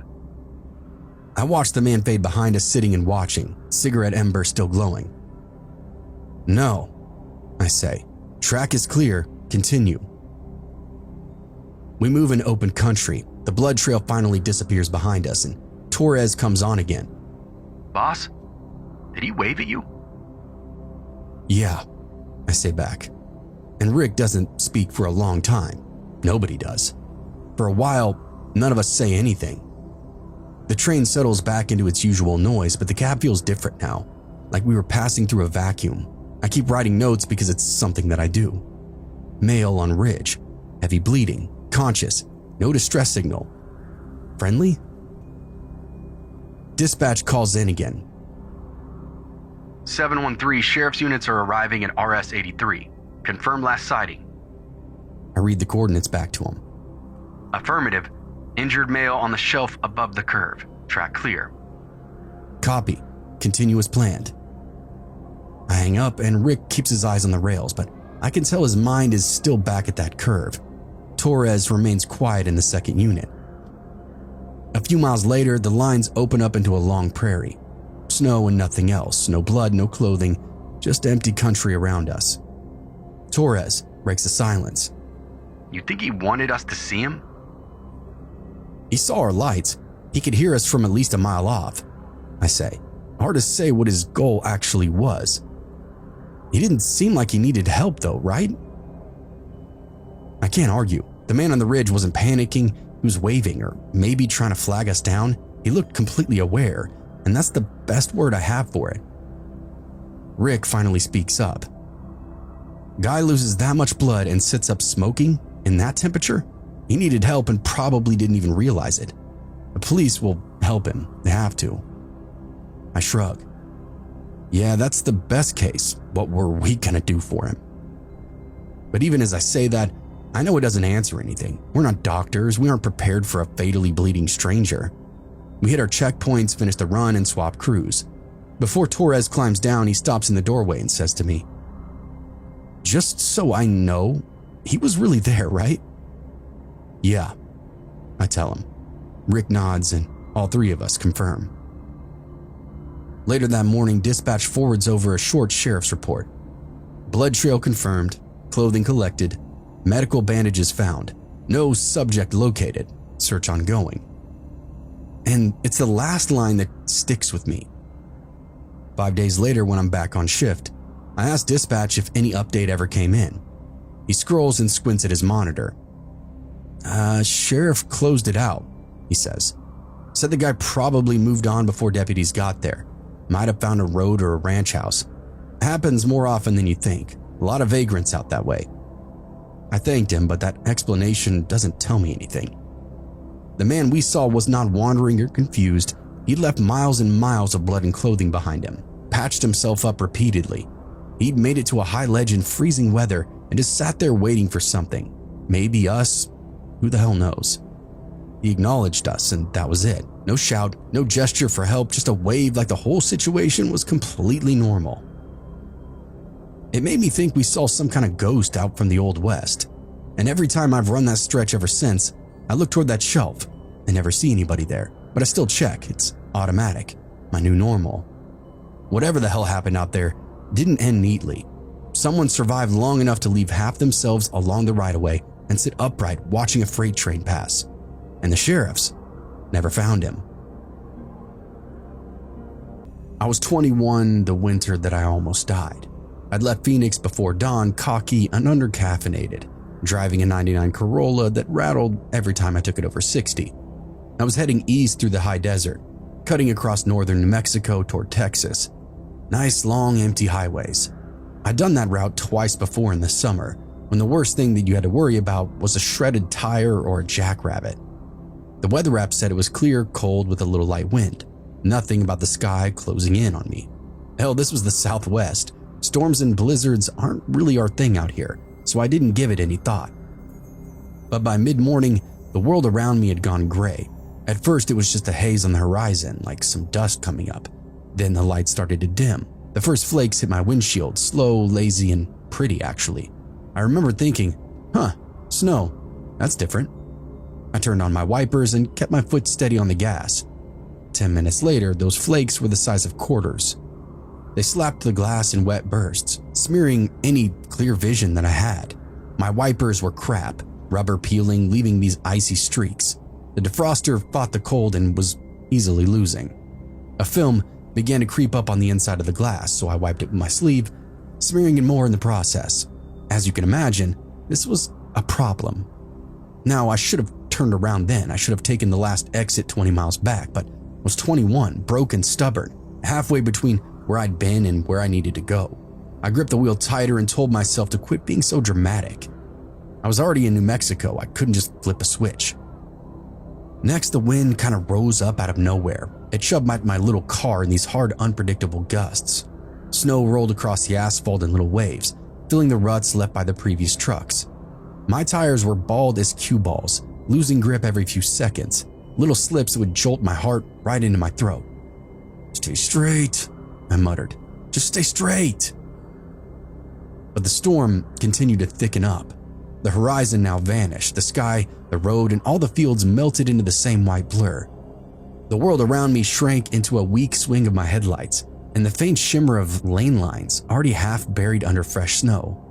But I kept driving. Minutes turned into eternity. My hands were aching from gripping the wheel so hard. I dropped my speed to 30, then to 20, then whatever felt slow enough not to die and fast enough not to get stranded. If I got stuck out here, there would be no getting out. There's no other cars, no other headlights, no taillights, just white, falling, swirling, drifting across that asphalt in front of me. The road was not plowed. 2 narrow trenches ran down the middle where trucks had carved their way throughout earlier. On the other side, snow was piling up like walls. Any small drift that I hit tried to drag the Corolla sideways. My bald tires were not going to win any fights. "Come on, don't overcorrect," I whispered to myself. My dad used to say it every winter. "You jerk the wheel, you die." A hard gust then shoved my car. I slid half a lane before I finally caught it, and for a moment, the road vanished completely, swallowed up by that storm. I eased off the gas and steered the car back into the trench. My heart hammering so loud, my chest started to hurt. I barely took a breath, and under my coat, I was beginning to sweat. Time got strange, slow. The heater hummed, but almost did nothing for the interior. The windshield continued to fog, perhaps from my own frantic breathing. I didn't even bother smearing it again. My phone, of course, showed no service. The storm had indeed swallowed everything now. Then I took note of lights, 2 faint blurs in the rear view, growing brighter. Relief shot throughout me. A plow. It had to be, right? I slowed a little more, planning to let it pass so I could just follow its tracks. My shoulders finally loosened up. Then the lights started ripping. I checked my speed, 25. The headlights grew until they flooded the mirror. I flipped it into night mode. It was still very blinding though. Okay, just go around me, what the hell? But instead the lights locked onto me. I couldn't tell exactly how close they were, but my gut said it was only inches. The glare washed out everything. Snow lit up and vanished into the beams, like sparks hitting a furnace. The truck finally swung left. When I saw it through the side window, tall and heavy, plowing through the snow like it wasn't even there. When it reached my window, I turned my head. It wasn't a plow. A lifted white Chevy Silverado, caked in ice and mud, these off-road tires, a bed full of lumber held down with loose ratchet straps. No company markings, no reason to be out here in this storm. The passenger's window was halfway down. His arm rested on the edge of the door, bare and freezing in the wind. A faded tattoo wound across his forearm. Something faded that I couldn't quite make out. I couldn't see the driver, just a silhouette. They both turned and looked at me. Those pale blue eyes locked on me, washed out and empty. Not curiosity or recognition, just this flat stare. We drove side by side for a few seconds, the wind continuing to howl around us. Then he drifted toward me, the passenger smiling like a complete psycho. Not a sudden swerve, more like this slow push. His fender slid closer to my mirror.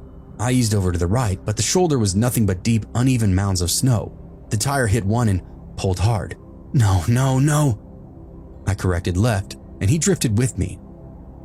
Our lanes became one thin strip of asphalt. His massive truck owned most of it too. The Chevy's side loomed so close that I could see rust along the bottom of the doors. My mirror started to rattle.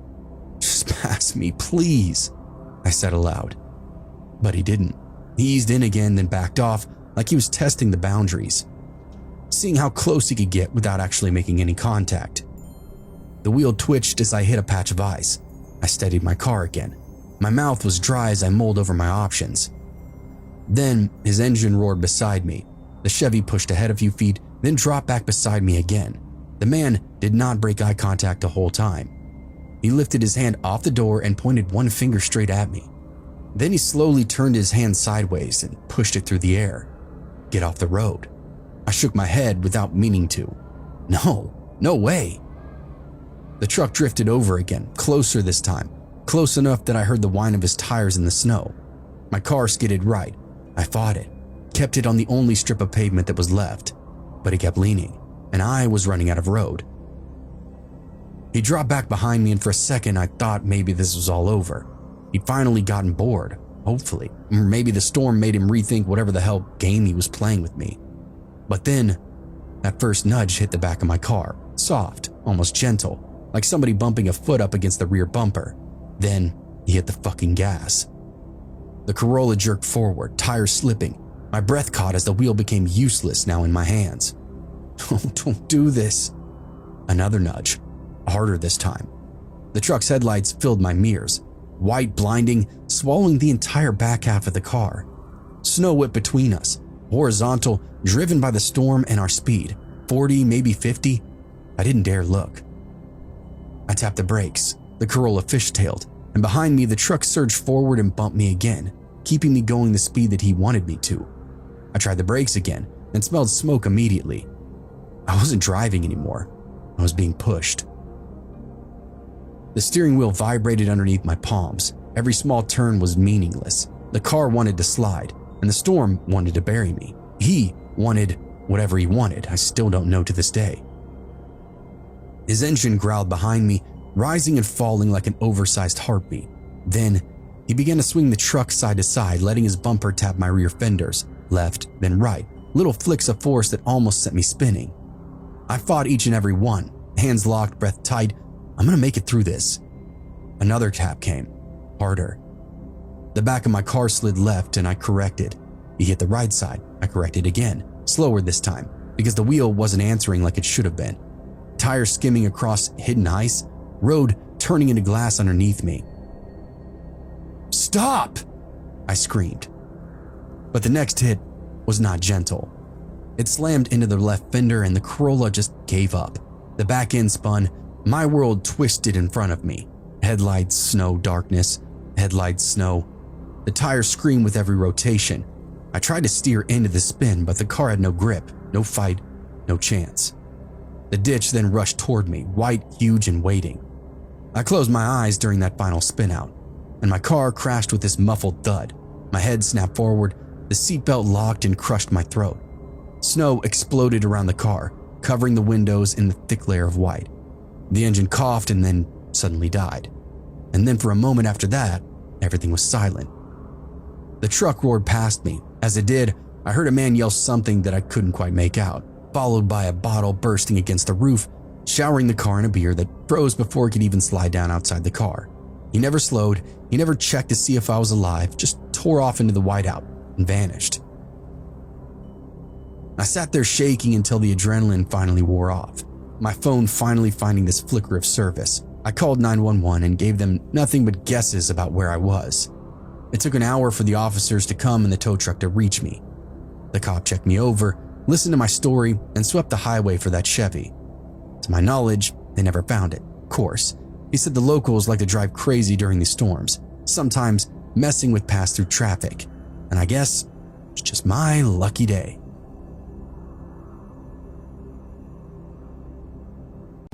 I've been on the road for 12 hours straight, riding the line between exhaustion and hallucination when I first saw him. A lone figure on the shoulder, half illuminated by my high beams, thumb hanging out like he'd been carved into the desert night.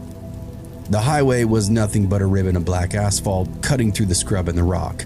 No towns for miles. No reason for anybody to be out here.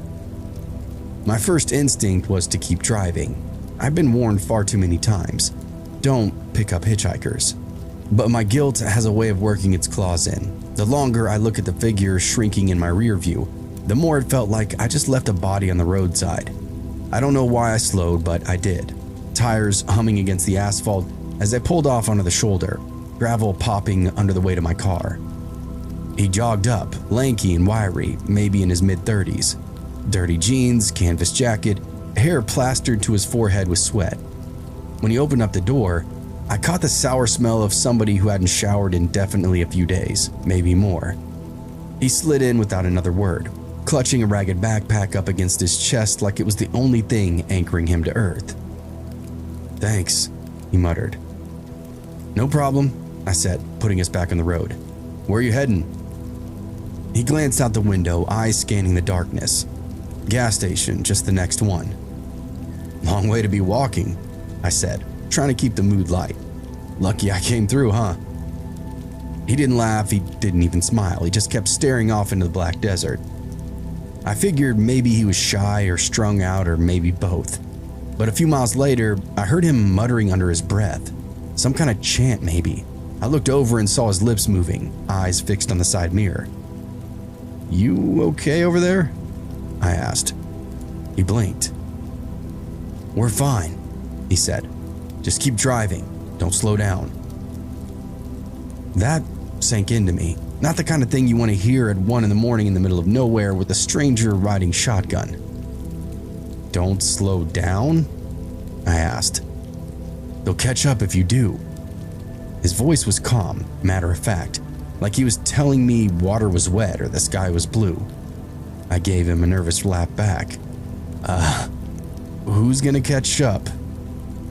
But he didn't answer, just hugged that backpack tighter and kept looking out the window. I checked the mirror myself and my stomach knotted. A pair of headlights, distant, but they were gaining. I've been alone on the road for over an hour now, not a single car. Now suddenly there was somebody behind us. "That a friend of yours?" I asked. "No," he responded. "Just drive." I pressed the accelerator a little harder, engine whining as the speedometer climbed. The headlights behind us matched it perfectly. The car behind us stuck like glue. Every time I eased off the gas, its headlights swelled bigger in the mirror. When I pushed the pedal, it would match me, keeping just enough distance to make sure that my skin would crawl. I gripped the wheel tighter, my mouth was getting dry, while a stranger beside me muttered and clutched his backpack. "Alright, you gonna tell me what's going on?" I snapped. His voice dropped. "They followed me, I got away, but they don't let people go. Nobody gets out, not for free." "Okay, what do you mean they?" Then he turned to me, face pale in the glow from the dash. Just keep driving. That wasn't an answer, at least not good enough for me. I tried telling myself it was a coincidence, that maybe it was just another innocent driver heading the same direction, but deep down, I think I knew better. It wasn't a coincidence. This was a pursuit. I flicked the headlights to high, leaning into the speed, 80, 85, 90. My tires buzzing against the asphalt, a low howl that made it feel like the car could lift off the road at any second. The headlights behind us grew smaller, then steadied, still keeping pace. "You're not gonna stop," that guy whispered. "Not till they have me back." I shot him another glance. His hands were trembling as they were clamped still over that backpack. What the hell's in there? Proof. His eyes flashed in the dark. Enough to ruin them. They can't let it get out. My blood iced over. I wanted to press for more, but there was a part of me that already knew the truth was probably uglier than I could actually stomach. Whoever these people were, they weren't just pissed off friends chasing down a runaway. It smelled bigger, dirtier. The road sign loomed up ahead of us, green letters shining gas, 15 miles. I clenched my jaw. 15 miles might as well have been 100 at this point. The car behind continued to inch closer, the glare of its high beams flooding my mirrors until I couldn't see a damn thing. The engine roared as it closed the gap. "Hold on," I barked over at him. They rammed us. Just a kiss at first. I shuddered through the frame of my car, enough to make the hitchhiker yelp. Then again a little harder, shoving us forward. My teeth rattled. I swerved, gripping the wheel like it was the only thing keeping me alive. "They're gonna force us off the road," he shouted. He was probably right, but all I could do was just brace for it. The highway curved left and I took it fast, the tires screaming against the pavement. The other car hung back for a breath, then lunged again, its headlights searing into my vision. I thought about letting him out, about slamming the brakes and tossing that stranger back on the road, handing him over to whatever nightmare he brought into my passenger seat. But I couldn't. It was too late for that now. I was in it. And then, blessed sight, the faint glow of lights on the horizon. The gas station. I floored it, praying the car wouldn't spin out before we actually made it. The station sat lonely in this island in the desert, buzzing neon signs and a couple of flickering lamps. No other cars, no other sign of life, just 4 pumps and a greasy little building squatting under the weight of the night. I slammed quickly into the lot, brakes damn near smoking, the smell of burnt rubber choking out in the air. The hitchhiker was out before we'd even fully stopped, immediately bolting for the door. I shouted at him to wait, but he was already gone, backpack slamming against his side as he sprinted inside. The other car peeled in behind us, engine growling, headlights snapping off, and for the first time I saw the shape of it, this old black sedan, windows tinted dark. The doors creaked open in unison. 2 men then stepped out, big blocky shoulders, work boots hitting the concrete with slow, heavy steps. They didn't rush, their confidence almost made my stomach turn again. One of them looked straight at me, a dead stare that pinned me to the seat. He then turned and followed that hitchhiker into the gas station. The other stayed outside, leaning up against the car, like a watchman.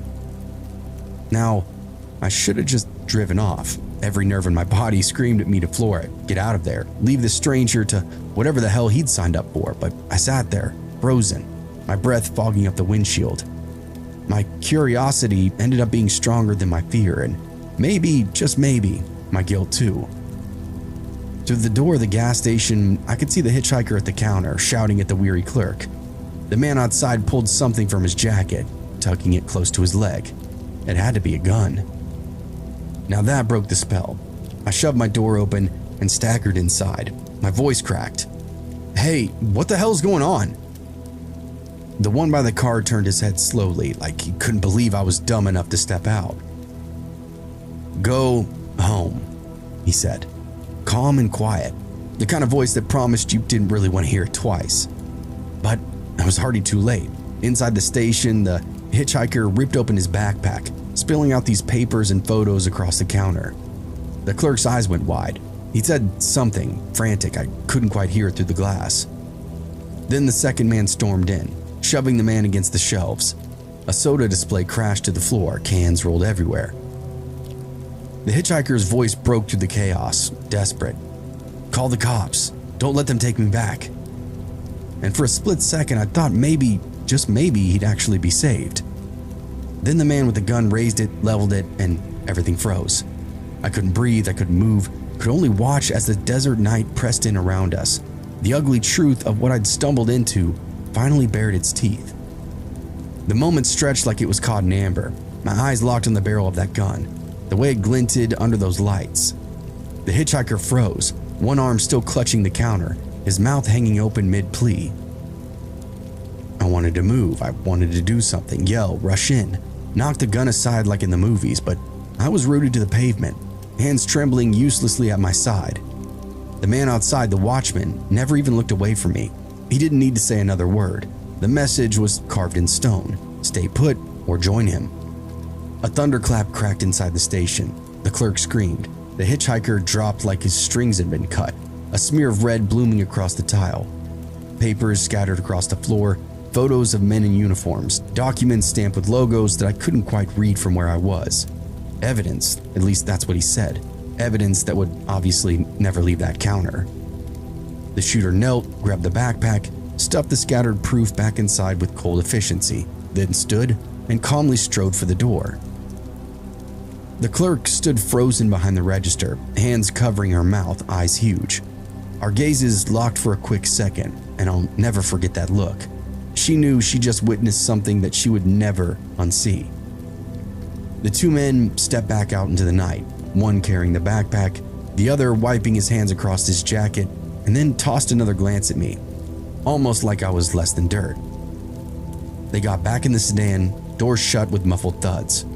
The engine purred to life, then they were gone, taillights shrinking back out on the black highway, just like that.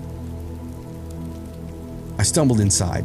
The clerk was shaking, tears streaking down her cheeks, staring at the body on the floor. We need to call somebody," I stammered out. "The cops?" She shook her head violently, eyes still really wild.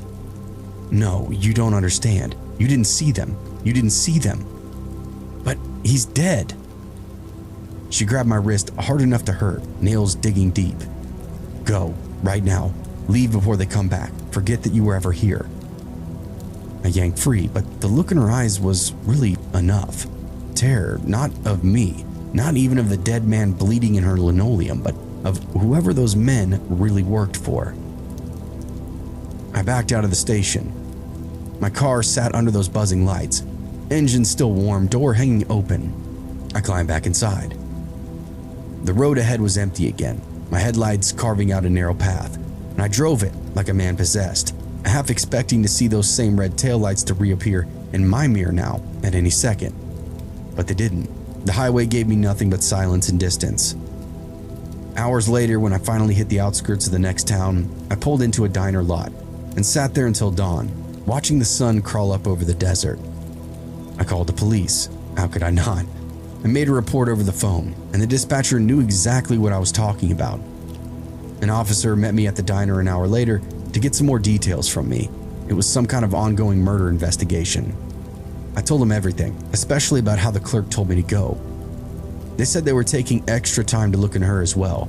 The vibe I got was that she was some kind of drug dealer of some kind, and the hitcher was involved with her. The cop left, and I was all alone. So I just sat there, silently, until the smell of coffee drifted out of the parking lot and the world started moving again like nothing had happened. And that's when I realized, whatever that man had been running from, it wasn't just his nightmare. He handed me a piece of it the second I let him into my car. We'd been on the road for 6 hours when I saw her. The four of us all packed into Josh's beat-up old Corolla, windows fogged from our breath, the smell of stale fries and gas station coffee turning the cabin quickly sour. College road trips always sounded better than they actually were. On paper, it was supposed to be freedom, music, inside jokes, but in reality, it was endless stretches of asphalt, cramped legs, and everybody getting irritable in waves.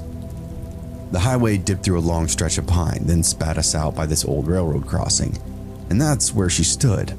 A girl barefoot in the gravel, one arm hugging her stomach, The other stuck out half-heartedly in the universal pick-me-up gesture.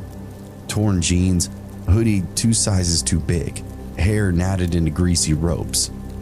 Josh was slowing down before anybody could say a word. Dude, what are you doing?" I asked him. "What? She looks like she needs help." He squinted through the windshield. "It's freezing out there." "I don't care if it's freezing, man. This is how horror movies start." Sarah leaned forward from the back seat, voiced soft. "Come on, she actually looks our age. Would you want to be left out here?" I'll admit that shut me up because no, I wouldn't, and I knew if I was stranded, I'd pray somebody with a shred of compassion would stop for me too. So Josh pulled over. The girl walked up, quite hesitant at first, then faster when she realized we weren't driving off. She bent down and peered into the window. Up close, she looked even worse. Her lips were pale, nose was red, eyes glassy with clear exhaustion. "You headed into town?" she asked. Her voice was rough, like she'd been screaming or crying recently. "Yeah," Josh said. "Hop in." She slid in the middle of the back seat, pressing close to Sarah. She smelled like sweat and dirt, that kind of dirty you can't really fake. She hugged herself tight and kept her eyes down. "Thanks," she whispered. "I just need a ride away from here." Nobody spoke for a moment.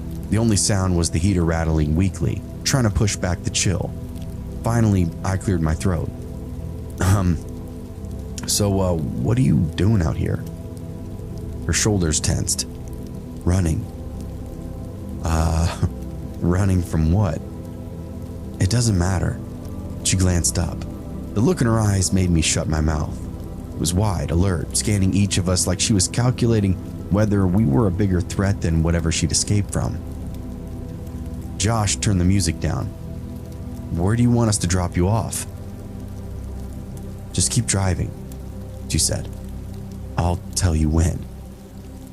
The 4 of us kinda exchanged confused looks and nobody argued. I kept staring out the window as the pines thickened again, pressing close to the road. My stomach knotted. Something about the way she said running, not walking, not leaving, but running. It really was sticking with me. I didn't know it then, but letting her into the car meant that we'd already crossed a line that we could no longer come back from. The girl really didn't say much after that. She just stared out the window, hands buried deep in the sleeves of her hoodie, rocking slightly. Every once in a while, Sarah would try to strike up some kind of conversation. "Where are you from? Do you need to call somebody?" But the girl's answers were clipped and clearly evasive. Josh kept glancing at me in the passenger seat, his expression saying what we both were thinking. Maybe picking her up hadn't been such a great idea, but none of us had the guts to actually say it out loud. 20 minutes passed, then 30. No towns, no lights, just the highway. I finally turned around, trying to sound casual. "You said you needed a ride into town, right? Which town?" She blinked, like she hadn't really thought that far ahead. "Just keep going. I'll know when." I didn't like that answer. "Look, we can drop you off at a gas station or a diner or something, somewhere safe." Her eyes flicked to mine, very cold-like. "I said, I'll tell you when." The way she said that sent a ripple through the car. Sarah leaned back, folding her arms. Evan, who'd been quiet the whole trip, finally muttered, "Creepy." Josh cleared his throat. "All right, we're not gonna go too far off route though. We still got a long drive ahead of us." That's when she spoke up again. "There's a shortcut up ahead. Turn right at the next dirt road." I frowned. Okay, shortcut to where exactly?" "To town." Her lips twitched into something that might have been a smile, though it never really reached her eyes. Josh's hands tightened on the wheel. I could see the hesitation clearly on him, but he was always too trusting in people. "All right, I guess if it's quicker." The dirt road appeared out of the darkness, a thin strip vanishing into heavy woods. Josh turned onto it. Gravel pinged against the undercarriage. The headlights cut this narrow tunnel through the trees. Every nerve in my body was screaming that this is wrong. This isn't what we should be doing. We hadn't passed another car in an hour, and now we're leaving the only highway that actually might lead to somewhere. But the girl just leaned back in her seat, finally looking relaxed, and that really scared me more than anything else. "See?" she said. "Told you." The deeper we went, the worse it continued to feel, though. No houses, no mailboxes, just trees and blackness. The dirt road narrowed rougher with every bend, until it felt less like a road now and more like a trail. Evan leaned forward between the seats. "Dude, this is not a shortcut. There's no way." Josh slowed down a little. "How much further?" "Not far," the girl responded back. I twisted in my seat to face her again. "Look, I don't really know what's going on, but this doesn't feel right. Where exactly are you taking us?" "Almost there." Again, the way she talks, the way she said everything, it was really starting to terrify me. And then the first set of headlights appeared off in the trees to the left, half hidden, then another on the right. Parked vehicles, their shapes hulking in the dark. A pickup, an SUV, another car. My chest went cold. "Josh," I said, "turn around now." Before he could do much, the figures stepped out of the trees, 3, 4, 5 of them. Shadows moving up the road, lit up in the headlights. Men, big men. Their faces cast in shadow, but their postures said everything we needed to know. They'd been waiting for us. Josh slammed on the brakes. The car skidded to a stop, dust clouding the beams. The girl straightened up, suddenly more calm and collected. She looked at us, finally meeting each of our eyes in turn. "Hey, thanks for the ride," she said. The doors opened and the men started toward us, slow and steady. One had a flashlight. Another held something heavier, maybe a pipe, maybe a bat. My stomach immediately flipped. Sarah gasped out loud. "Oh my God." Evan swore under his breath. "She set us up. She fucking set us up." Josh fumbled for reverse, tires spinning as the car jerked backwards. The men then surged forward, shouting, hands pounding on the hood. One yanked at the driver's handle. Another pounded the glass by my head. "Go, go!" I screamed. Josh floored it. The Corolla jolted backward, swerving off the road and then into a ditch. The bumper slammed hard in the dirt, and the tires squealed as he fought for the wheel. One of the men slipped in front of us, and Josh swerved again, missing him only by inches. The girl didn't move. She sat perfectly still, hands folded in her lap, watching us like we were nothing more than a delivery that had arrived early. We hit the dirt road again, fishtailing. The men shouted, one of them running after us for a few yards before fading off into the dark. The headlights of the parked vehicle snapped on, and the engines roared to life. "They're coming," Sarah said. I twisted in my seat. Sure enough, beams of lights were cutting through the dust, bearing down fast. Josh was white-knuckling the wheel. "Hold on," he barked. The Corolla screamed down the trail, bouncing over ruts, barely holding together. The trees whipped past in a blur. My heart was currently in my throat, waiting for the moment one of those bigger trucks to ram us from behind, flip us back into a ditch. But somehow, by some miracle, we burst back out onto the highway. The other vehicles didn't seem to be following either.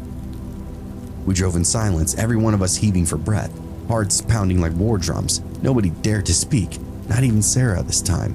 Finally, I turned around, and the back seat was empty. The girl was gone.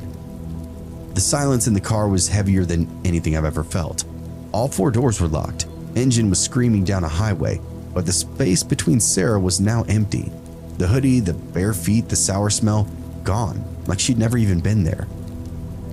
Josh's voice cracked. "Where the fuck did she go?" "She was just right," Sarah stammered out, spinning around, her hand patting the seat like the girl might have slipped under it somehow. "She was just here." "No fucking way," Evan muttered, shaking his head. His face was ghost white. "No way. She got out back there. She must have, when the guys were on us." But I was watching. I saw her sitting perfectly still, hands folded. She hadn't moved a muscle when we tore out of that trap. There hadn't been time for her to jump out. No chance she could have slipped free without us noticing it. But she must have, right? Look, it doesn't matter how, she's gone now, and we need to keep driving. Josh didn't argue with me. He pushed the car a little harder. None of us looked back, terrified we'd see those headlights flaring up in the distance again. It wasn't until nearly an hour later, when the lights of a real town finally glowed on the horizon, that anybody spoke up. Sarah's voice was barely audible. She wasn't running from anyone. And we all know she was right. She didn't need saving. She'd been bait, dangled out there like meat on a hook, waiting for some bleeding heart idiot to scoop her up and deliver her straight to the jaws of whatever the hell operation those men were running. We rolled into town just after dawn, pulling into a diner lot like survivors. We didn't even go inside, we just sat there, faces pale, eyes empty. I kept thinking about her last words when she was in the car. Almost there. She hadn't been talking about any town, she'd been talking about the trap, and we'd driven her right to it. Even now, years later, when I pass a lone hitchhiker on some forgotten back road, I grip the wheel and keep driving because I know better. Some people aren't running from danger. Some people are the danger.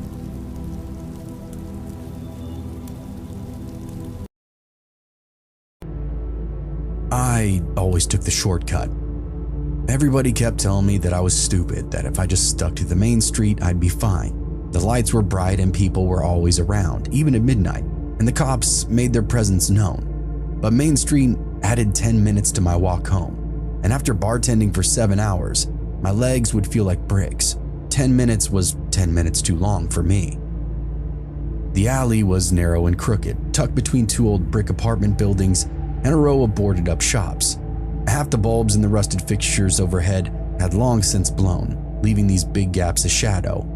The pavement was cracked and littered with broken glass, old beer cans, and the kind of trash that told you nobody really gave a damn about this part of town. It always smelled like piss and rotting garbage, but I was used to it. After enough nights dragging myself home at 2 a.m, this place became routine for me. On this night in particular, though, something was different. It was a Tuesday in late August, humid as hell. The bar hadn't really been busy, but I stayed late, cleaning up because the other bartender had bailed early.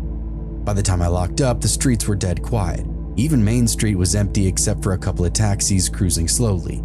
The city had that strange hollow silence that made everything feel like I was walking through a stage set after the actors had already gone home. I crossed the corner and slipped into the alley, my sneakers crunching over the gravel, the sound bouncing back at me off the walls.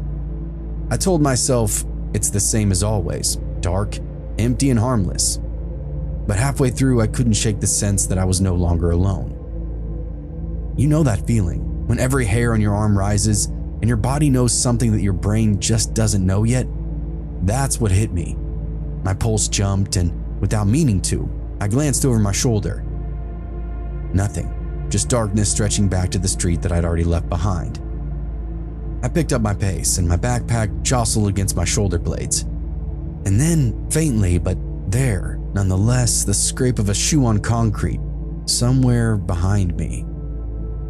The sound came again, quick and sharp, like somebody adjusting their stride to match mine. My stomach dropped. I forced myself not to turn around. Turning meant eye contact, acknowledgement. Predators would thrive on that. Just keep walking, I told myself. Don't give them any kind of reason. The alley stretched ahead of me, the exit a rectangle of orange glow from the streetlight beyond it. It wasn't that far, maybe 50 yards, but in the half-dark with brick walls towering on either side, it felt like a tunnel, a goddamn trap. The footsteps behind me grew steadily, not rushed, not hesitant, just there, following. I broke. My walk snapped into a jog and I started booking it. My keys dug into my palm, wedged between my fingers like this shitty set of brass knuckles. The scrape of shoes answered me now, faster and closer. Whoever it was, they'd been waiting for me to pick up the pace. Hey. The voice was male, rough, like a smoker.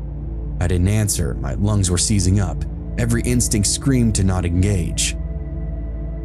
Hey, I'm talking to you! The words shot down the alley, bouncing off the walls, and my jog now turned into a sprint. The exit was right there, 30 yards, maybe less. I could see the traffic beyond it, the safety of lit streets. Then, he was ahead of me. I don't know how. 1 second the alley was empty, and the next his silhouette filled the exit, cutting me off. He was tall, broad shoulders, something glinting in his hands. My legs locked and I skidded and almost fell. My chest heaved as the sounds of footsteps behind me didn't stop either, because there was more than one. Now, a laugh echoed, an overtly confident one. I spun around desperately, and the second man stepped out of the shadows that I'd just run past, blocking the way back. Thin and twitchy, with eyes that darted like he smoked something cheap and dirty. He had a length of chain looped around his wrist, dangling to the ground. The one at the exit raised up his hand. The glint of a knife was long and rusty. My throat was now dried up and no words came out.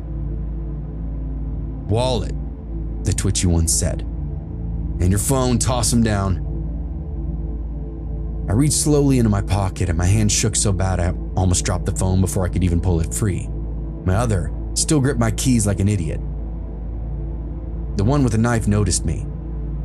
"Oh, that's cute. You planning to scratch me with those?" They both laughed. I tossed my phone, then my wallet. Total, utter defeat.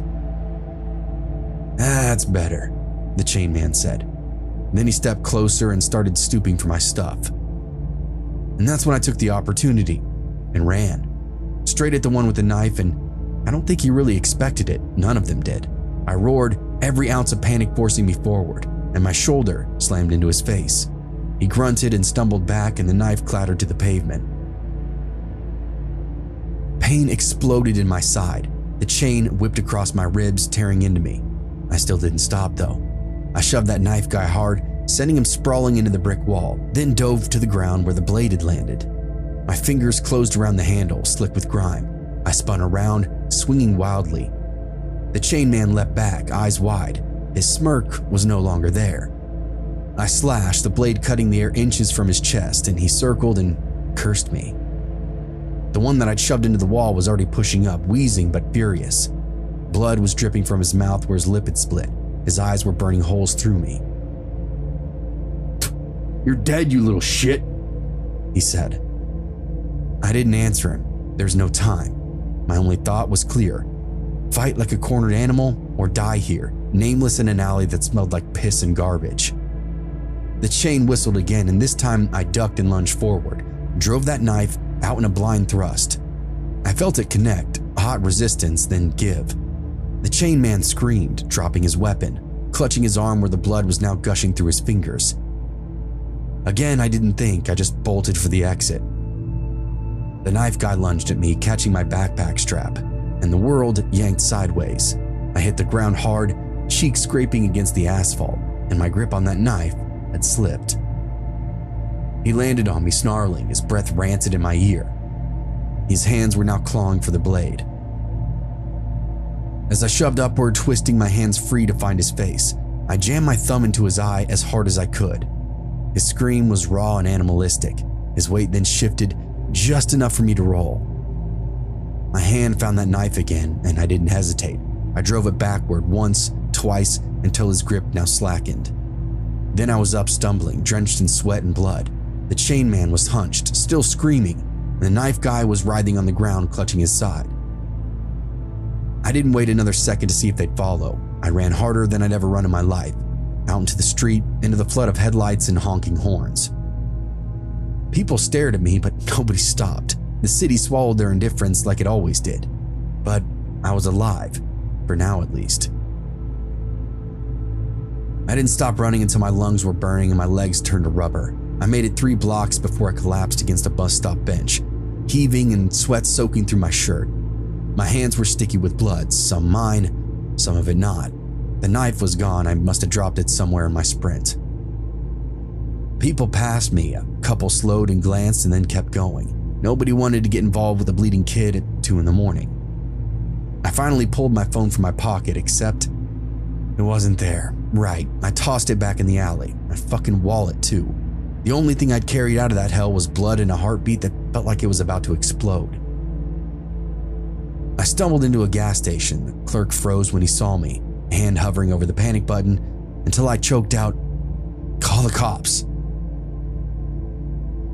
The police came, more questions and reports, flashing lights painting the window red and blue. They drove me back to the alley, and by then my adrenaline had drained into a cold ache that left me shaking. The alley looked the same as it always did. Cracked pavement, trash bags split open, shadows swallowing up the corners. The only thing missing now was the men. No blood trails, no chain, no knife, just emptiness. You sure this is where it took place?" one of the officers asked me, his tone obviously skeptical. I nodded so hard that my neck was hurting. "Yeah, they were here, both of them. One had a chain, the other had a knife. My words tumbled frantic, but the officer's expression didn't change. They took my statement anyway, promised to keep an eye out, and I knew from the way they scribbled half-hearted notes that nothing was going to come of it. Back at my apartment, I scrubbed my hands raw. The sink water ran pink, then red, and finally clear. And when I looked up, the mirror showed somebody that I didn't really recognize. Eyes wide, face pale, jaw tight like I was still waiting for the knife to come back down. I didn't sleep very well that night. I really couldn't. Every creak of my building would make me jolt awake. Every gust of wind outside sounded like their footsteps. 2 days later, I saw a headline on the local news. "Body found in West Side Alley." That same area, same description. No name released. Police suspected some kind of gang violence. I didn't really need the name. I already knew. And, well, that's the last time I ever took that shortcut. Didn't matter how tired I was, how late I got off, or how heavy my feet felt. I stick to the main street now, bright lights, crowds, and cameras, because that alley isn't a shortcut. It's a grave waiting for you to step inside. And I came closer than I'll ever really want to admit to being another nameless kid who never made it home.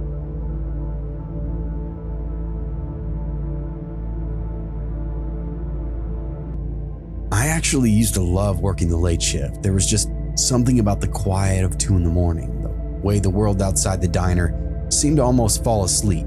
It really made the grind just feel easier. Customers were fewer, mostly just truckers, drunks, the kind of night owls who nursed black coffee until dawn. By then, the place would smell like bacon grease and burnt toast, no matter how much cleaner we sprayed. The best part of the shift, though, was my smoke break. 10 minutes out by the dumpsters, leaning up against the bricks with a cigarette and silence. No clattering dishes, no waitresses gossiping by the register, no manager peering up over my shoulder. Just me, the night, and the hiss of my lighter. The alley behind the diner wasn't pretty. A single flickering bulb cast weak lights over cracked asphalt. The dumpsters reeked of sour milk and fryer oil.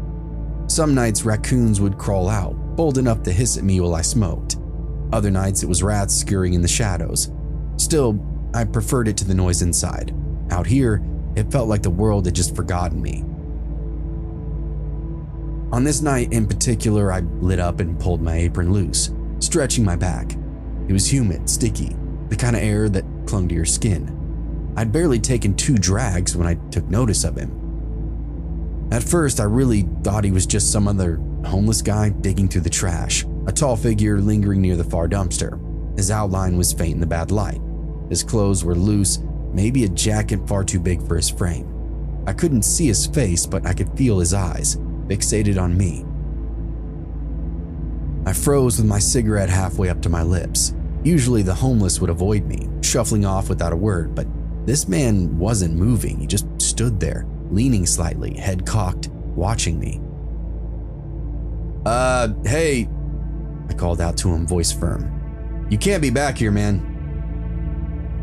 Nothing though, not even a twitch.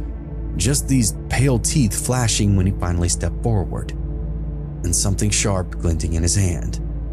His grin widened as he stepped into the light. His face was oily and unshaven. His hair was slicked back in greasy strands. The thing in his hand wasn't a knife, at least not exactly. It looked like a sharpened screwdriver, duct tape wrapped around the handle. My cigarette fell from my fingers. I backed up and reached for the steel door that led to the kitchen. My hand brushed against the metal, but the latch had locked behind me. I need my keys, and they were still inside my apron pocket, inside the damn diner. The man's shoes scuffed closer, almost like he was enjoying this. "Look, I don't have any cash," I said. "Whatever you want, just..." He didn't answer me, he just kept coming forward, head tilted, grin nailed on his face. The screwdriver caught the light again and my chest tightened. I darted left toward the row of dumpsters. The alley would narrow there, ending in a chain link fence with a gate that usually stuck halfway closed, if I could squeeze through. The man then lunged at me. I stumbled and slammed into a dumpster hard enough to rattle the lid. The reek of spoiled food hit my nose as I shoved past, scraping my arm on rusted metal. Behind me, his footsteps had picked up, quick and heavy, far too close. The gate loomed open, just like I'd hoped it to be. I dropped low and forced my body through the narrow gap. The chain link shredded my sleeve, skin tearing as I clawed forward, and I felt his hand brush up against my leg, fingernails scraping denim. I burst out onto the narrow service lane that ran behind the diner. My lungs seized. I bolted, my sneakers slapping against the asphalt. But he was fast, far too fast. His steps were slamming closer every second, echoing off the brick walls around me. I veered right, heart slamming up against my ribs. Ahead, another steel service door stood ajar. Somebody must have left it open for trash runs, and I dove inside. The storage hall was dim, lined with metal shelves stacked with flour bags and canned goods. My breath was now tearing out in ragged gasps. I sprinted down the road, hoping to loop around and slip into the diner unnoticed. But the door behind me creaked, and I heard the hinges whine. "Come out." His voice finally rasped, crooked and broken like he hadn't even spoken in years. "Don't make it worse." I crouched low and pressed up against a shelf, my knees now trembling. The screwdriver scraped against metal as he dragged it along the racks, each screech louder than the last. I couldn't stay still though. I forced myself to crawl, keeping low, weaving through the boxes of styrofoam cups and cartons of ketchup packets. And then I heard footsteps ahead of me. He cut me off. I spun back, but he was there too, slipping between the shelves like he'd almost been here before, like he knew the place better than I did. My panic surged. My hand shot out and grabbed the nearest thing that I could find, a glass bottle of hot sauce, and when he lunged, I swung. The bottle shattered up against his cheek, spraying red across his face. He screamed, clutching his eye, and the screwdriver clattered below. I didn't have time to think. I shoved him hard and ran. His body then slammed up against the shelves, metal rattling, boxes toppling. I bolted through the hall, past the prep station, bursting out into the kitchen diner. Grease popped on the stove. The cook spun around, wide-eyed. "Jesus, what the fuck?" Before I could answer, the man then barreled through the doorway, blood running down his cheek, screwdriver now back in his hand. The cook grabbed the first thing within reach, a cast iron skillet, and swung it like a bat. The crack was sickening. The man's head snapped sideways and his body collapsed in a heap on the linoleum. Silence, just the hiss of the fryer and my own ragged breaths. I stared at the man's body, chest heaving. The grin was gone, and his teeth were red. "Call the cops," I whispered to him. The cook just nodded at me and fumbled for the phone. A few seconds now passed, and when I looked down again, the man wasn't there. I heard the door to the alley banging open and then swinging on its hinge. The night air then rolled in, and the cook cursed and dropped the phone. We both rushed out back, and the alley was empty. It's the dumpsters and the shadows. The police showed up 10 minutes later, but by then, I was sitting on a milk crate out back, chain smoking like my lungs didn't even matter anymore. My hands were still shaking, and every time that steel door creaked, my stomach would flip like I thought he was coming back in. The officers searched the alley, and of course nothing. No man, no blood trail, just that broken hot sauce bottle in my shredded up sleeve. The cook swore up and down that he'd hit the guy with the skillet, that he felt bone give when it connected. They nodded and jotted a few notes, promised to file a report. But their eyes said the same thing that they were probably thinking. "We don't believe you." One officer muttered to us, It's probably just some tweaker. They tend to scatter when they hear sirens, you know? I wanted to scream. Nobody moves like that. Nobody takes a skillet to the skull like that and then just gets up and walks away, then disappears. For weeks after this event, I didn't step out back for a smoke. Every night I thought I felt those eyes again, head cocked and that grin far too wide. Every time I locked the dumpster gate, I half expected him to be waiting on the other side. One morning, the diner's small TV was tuned to the local news, and I almost dropped my tray when his face filled the screen. Authorities are searching for this man, wanted in connection with multiple assaults in the county. Witnesses describe his weapon of choice as a sharpened screwdriver. The grainy photo on screen was the same face that I'd seen grinning at me behind the dumpster. Oily hair, hollow cheeks.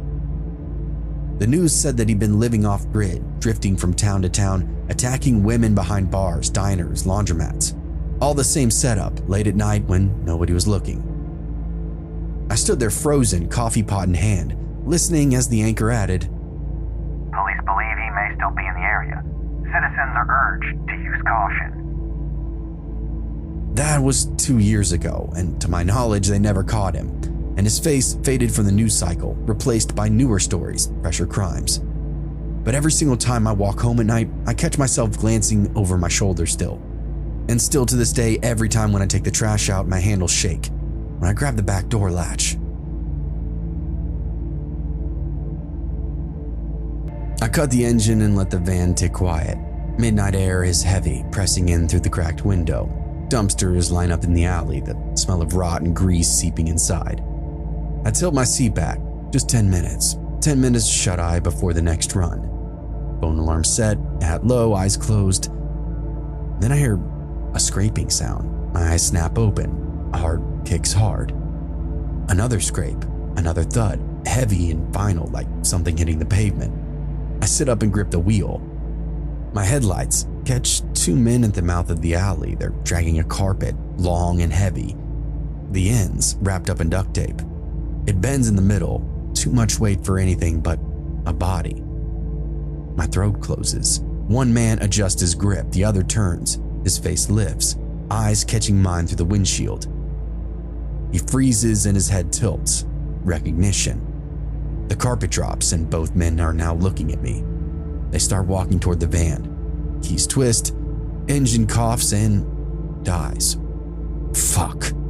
They're coming closer now. One swings a pipe in his hand, the other got something shorter and sharper. I twist again and the engine roars. Relief floods and I'm gone in a snap and slam that gear in a drive. The tall one's hand clamps the door handle and yanks hard. It's locked. He smashes the glass with a pipe and the van shakes.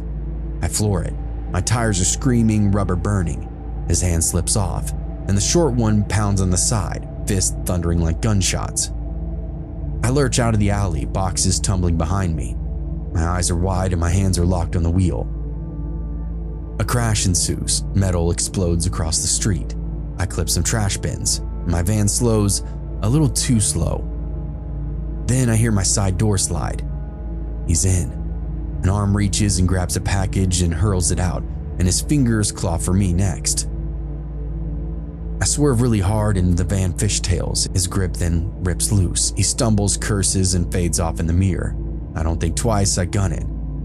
Another alley ahead. I swing in and it's narrow, tighter, walls closing in, headlights bouncing over the graffiti and broken glass. It's a fucking dead end, a fence with no way out. I slam my brakes and the van skids sideways. I turn the lights off quickly, duck low, and hold my breath. Footsteps echo off in the dark, slow and confident. Pipe scrapes against the brick. Screeches fill the alley, and it crawls up my spine. I glance, and my only chance is that gap between the dumpsters, and the side door is cracked open. I grab my phone, push it in my pocket, and throw open the passenger door, which creaks far too loud. I hear them sprinting. I dive and squeeze through the metal, tearing my arm open. Heat and blood. I don't stop. Push the door and it gives. I'm inside. A hallway swallows me, dark air thick with mold. My shoes slap against the concrete, every step echoing. Then their voices pour in behind me.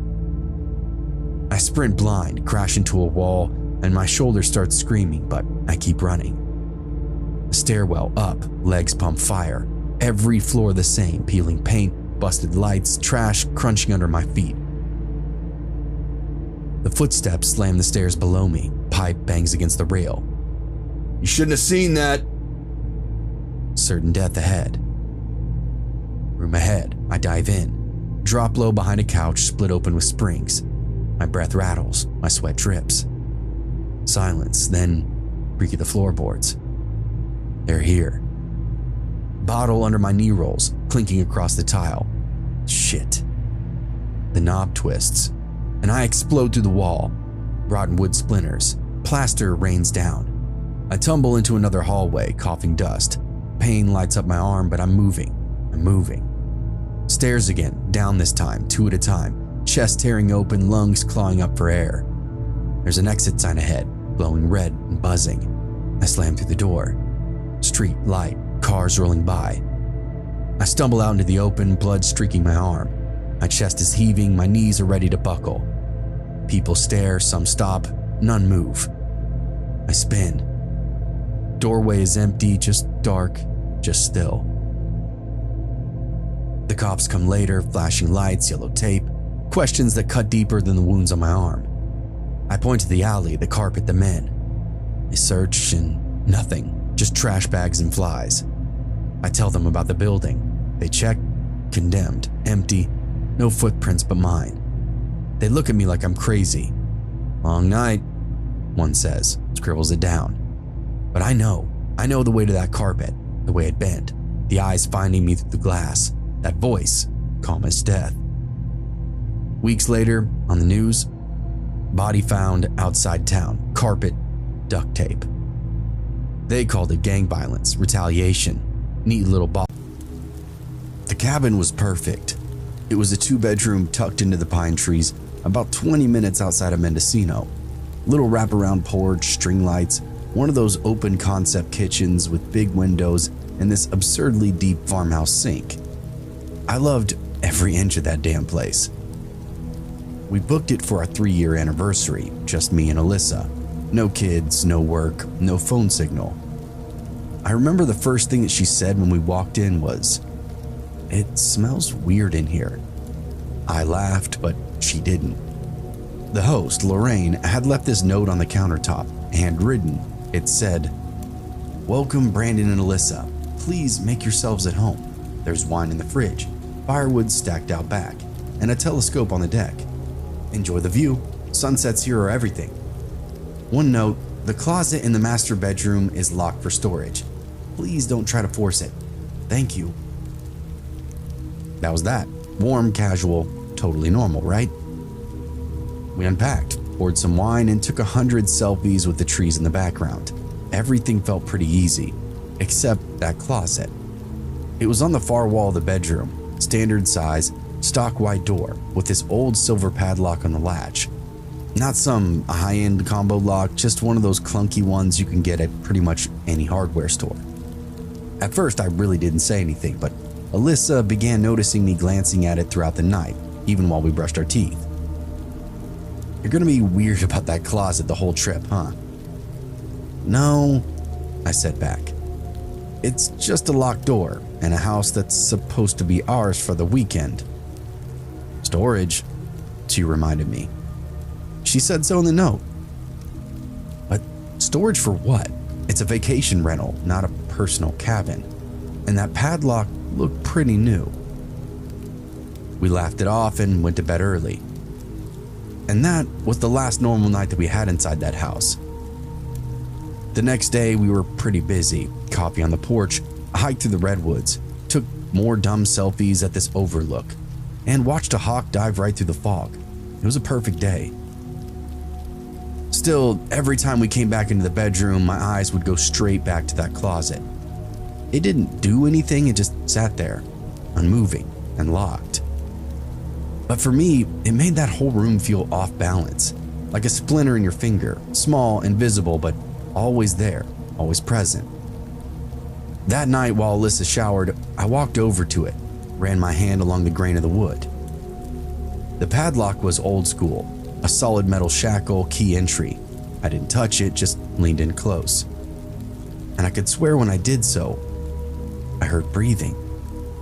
Not loud, not even clear, just a faint, steady shift of air. I backed away and almost tripped over the nightstand. When Alyssa came out, towel wrapped around and smiling at me, I didn't say anything to her. I didn't want to ruin the night. We watched a movie, split the last of that wine, and then crawled into bed by 10. But sometime after midnight, I woke up.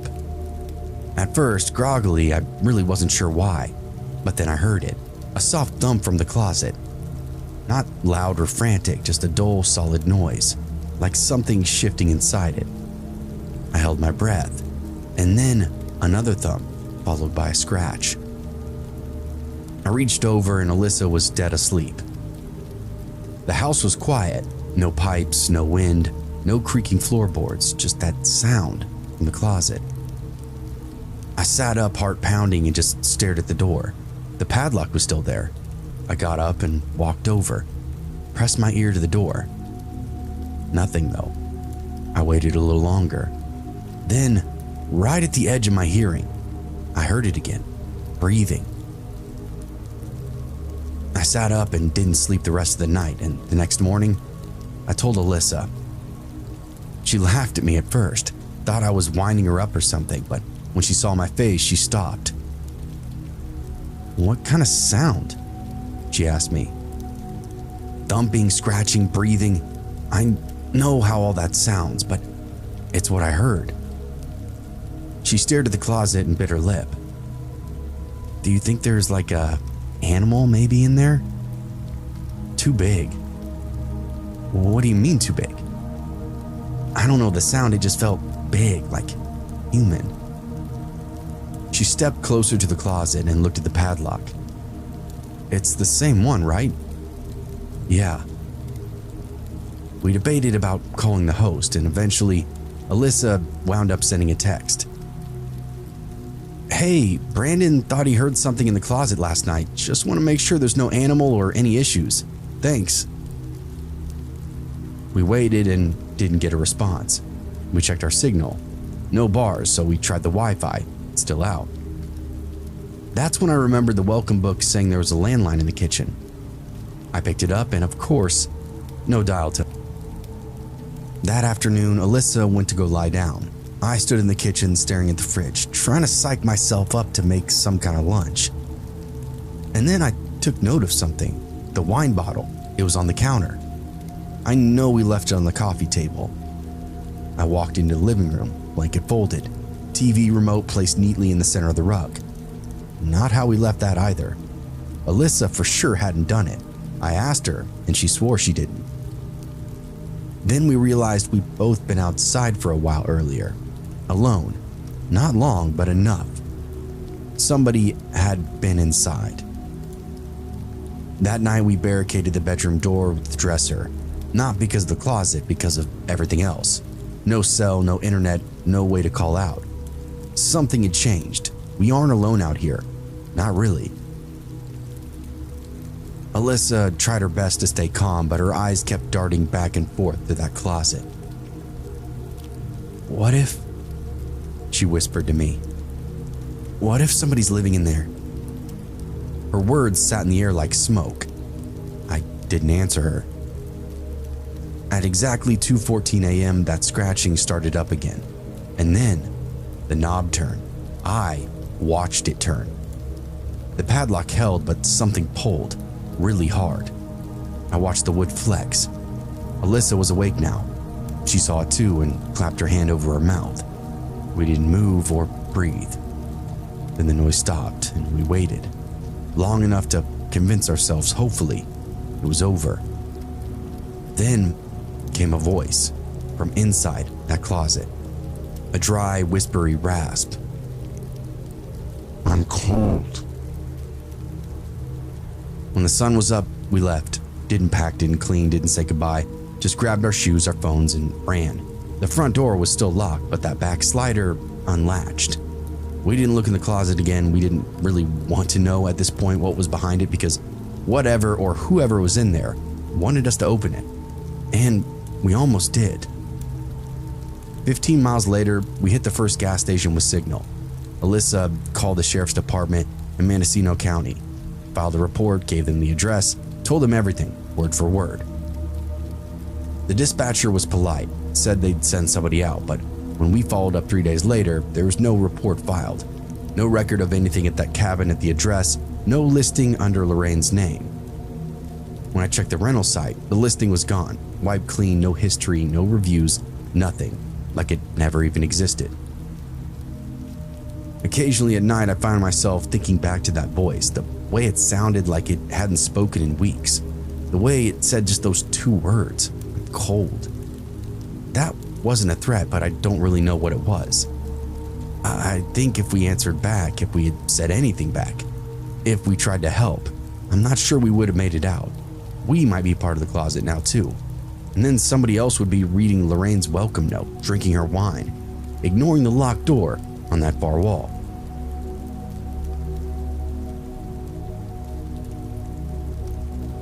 It was only supposed to be for one night, just a crash pad on the way to Flagstaff. Me and my friend Nate road tripping from LA, trying to make it to his cousin's wedding without coughing up any hotel money. We found this little place in the desert outside Kingman, cheap and clean. A small adobe-style house off a dirt road with gravel driveway and a sagging porch. It had character, 4 stars, no real red flags. And it was available for that one night only. I snapped it up in 5 minutes flat. We got there just around 8 p.m. Sun was already gone, air still warm around us. My phone was on 3% battery, but I had the check-in instructions saved. Thank God. Key under the fake rock by the front steps. Simple enough. I grabbed it and walked to the door and stopped because, well, it was already open.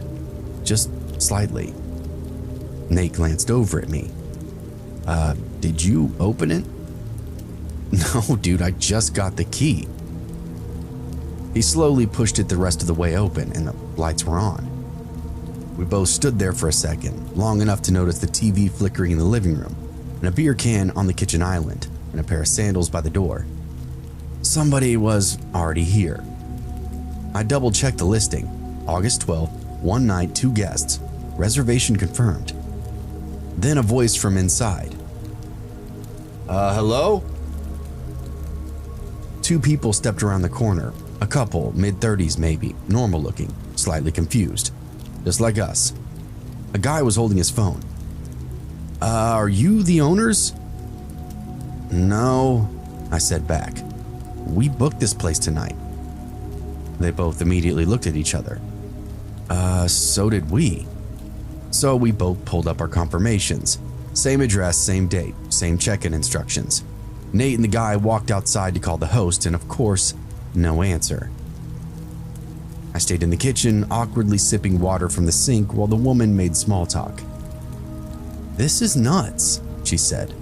We stayed at like 20 rentals. This has never happened to us. We agreed to be chill, said it was probably some kind of glitch. Look, let's just stay on opposite ends of the house, the guy said, and we'll leave first thing in the morning. It wasn't ideal, but we were both really tired. The place had 2 bedrooms, 1 bathroom. There was plenty of space. I guess we figured we can survive 1 night. But we shouldn't have stayed, because those people weren't who they said they were, and by morning, only 1 pair of shoes was still by the front door. That first hour was completely fine. We stayed in our room, and they stayed in theirs. Everybody was making these nervous jokes about tech glitches and modern problems. I played music low on my phone while Nate scrolled through Instagram, and eventually we both started to nod off. Then, out of nowhere, the lights go out, and not just in our room, the whole house. A hard click like a breaker's flipping. Nate sat up. Hey, you hear that? I opened up the door. The hallway was pitch black. Hey, I called out. you guys good? No answer. I stepped forward and the floorboards creaked below me. That kind of creak you feel in your bones more than your actual ears.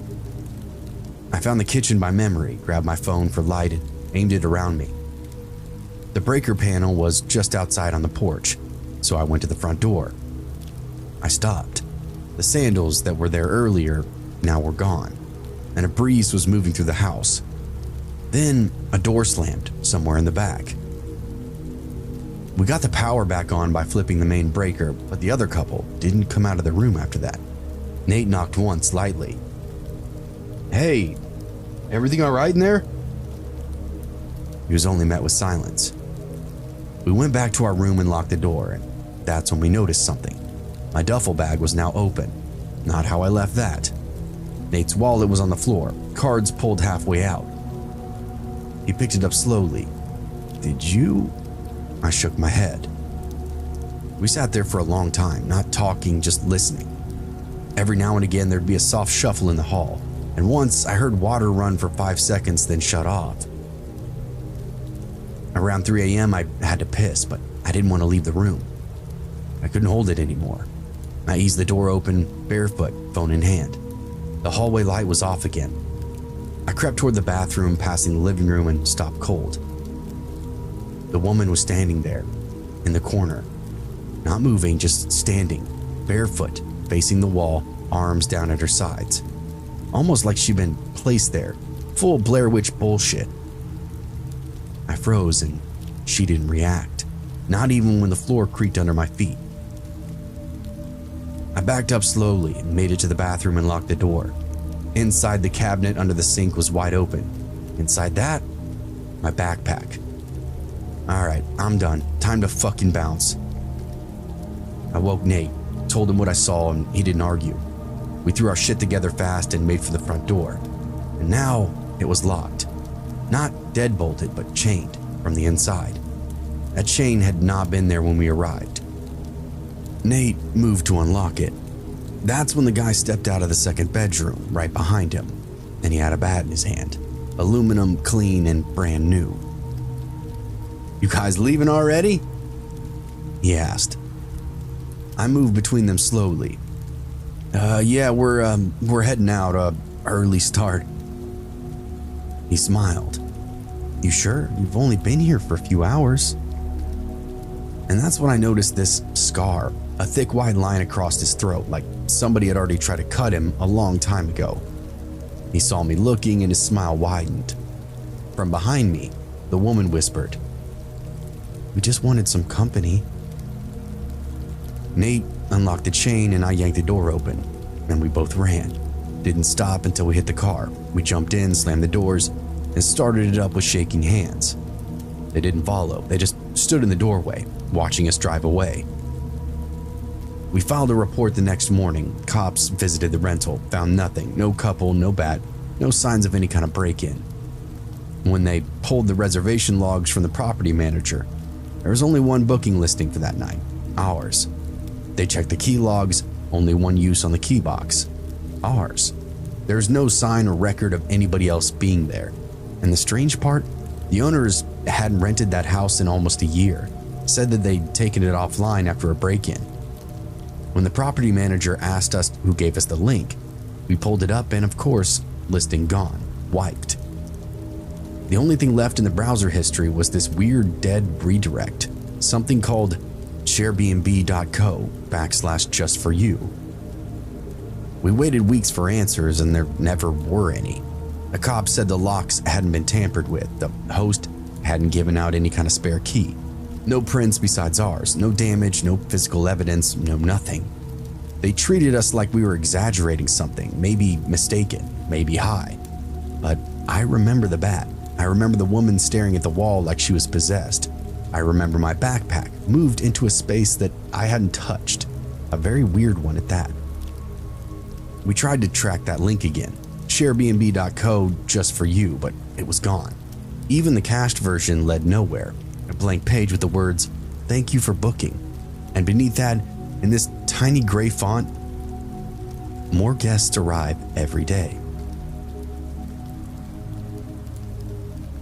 We booked that cabin because we wanted some kind of quiet. My wife Laura needed a break from work and the kids were burnt out from school, and I just wanted to feel like a man again. Build some fires, grill some steaks, let my youngest shoot a BB gun at cans from the deck, pretend that we were pioneers instead of just tired people from Phoenix. It was a rental just outside of Pine Top, up past the ski cabins and seasonal condos, far enough away from the main road that the last stretch was all dirt and pine needles. The photos made it look rustic, but clean. Big stone fireplace, bunk beds, a wraparound porch with a hot tub that barely worked but looked really great in those pictures. And no cell service. That was really the appeal to us. No buzzing or news, no texts from work, just the 5 of us, me, Lauren, our teenage daughter Emma, and the twins, Ryan and Blake, 9 years old and always yelling about something. We got there on a Thursday afternoon. Weather was perfect. The air had that high country scent, half pine, half soil, like the whole mountain was freshly watered. We unpacked, picked bedrooms, and let the kids explore the trails behind the house. It really did feel like a reset. Dinner was burgers on the grill, sunset through the trees, s'mores over the fire pit. Emma rolled her eyes at the twins and pretended not to be having fun. Laura sipped red wine from a camping mug and said, "We should do this every year." It really was the kind of night that you don't realize you'll miss until it's gone.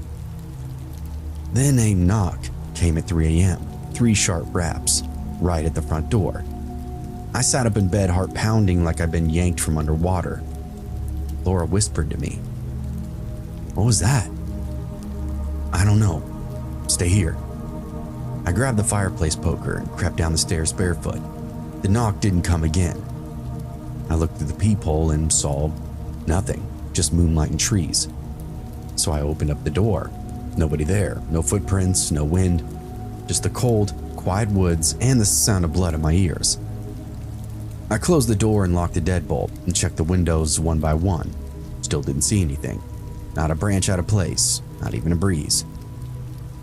So I told myself maybe it was an animal, a falling pine cone. Hell, maybe the twins left something against the door that tipped over. Now, I didn't believe it, of course, but I needed to say it. Laura didn't ask any questions when I got back into bed. Just pulled the blanket tighter and slid closer to me. The next morning, I checked the front porch again. Still nothing, but there were boot prints and they weren't ours.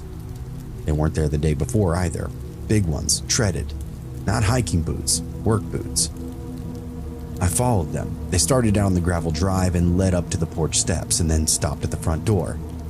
No return trail though, just a set of tracks coming in from the woods. I didn't tell Laura. I just kept an eye out. Didn't let the kids go exploring that day. Said there were bears in the area and I didn't want to risk it. I checked my phone. Still no service. I tried the cabin's emergency Wi-Fi hotspot and of course it was dead. The landline by the kitchen was unplugged. Some frayed wires with no dial tone. No signal, no internet, no fallback. It was just us. That night I locked everything down. Windows, curtains, and I left the outside lights on. But at 3 a.m. once more, the knocking came back. Same rhythm, same 3 knocks. This time, Laura actually heard it too. She sat up straight first, eyes wide. "That's not an animal." I nodded back at her. She reached for her phone, but I already knew it was no help. I got out of bed and grabbed that same poker and moved slowly down the hallway. When I reached the living room, I didn't go to the door right away this time. I looked out the side window first and saw somebody standing on the porch. Not moving, not speaking, just standing. His face was in shadow, wearing something heavy like a jacket, arms at his sides, head tilted slightly like he was listening.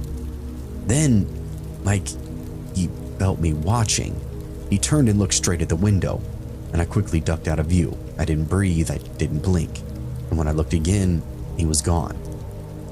I didn't sleep and stayed up the rest of the night, and at sunrise I walked the perimeter. Boot prints were everywhere this time, around the porch, around the sides, by the window, even at the back door, like he'd been circling while we slept. When I went to check our SUV, the tires were slashed, all 4, clean cuts. Then I had to tell Laura everything, the guy, the footprints, the tires. I thought that she'd fall apart. Instead, she went into triage mode, packed snacks, filled the bathtubs, charged flashlights, and the kids started asking questions we didn't want to answer. I found a trail cam nailed to a pine tree just off the back deck, and that wasn't ours, not part of the listing at least, and definitely not mentioned in the binder. I pulled a card and popped it into my laptop. Each file was named by timestamp, and each one was a photo, black and white, motion triggered. At first, all of the files were us, unpacking the car, kids running down the trail, me at the grill.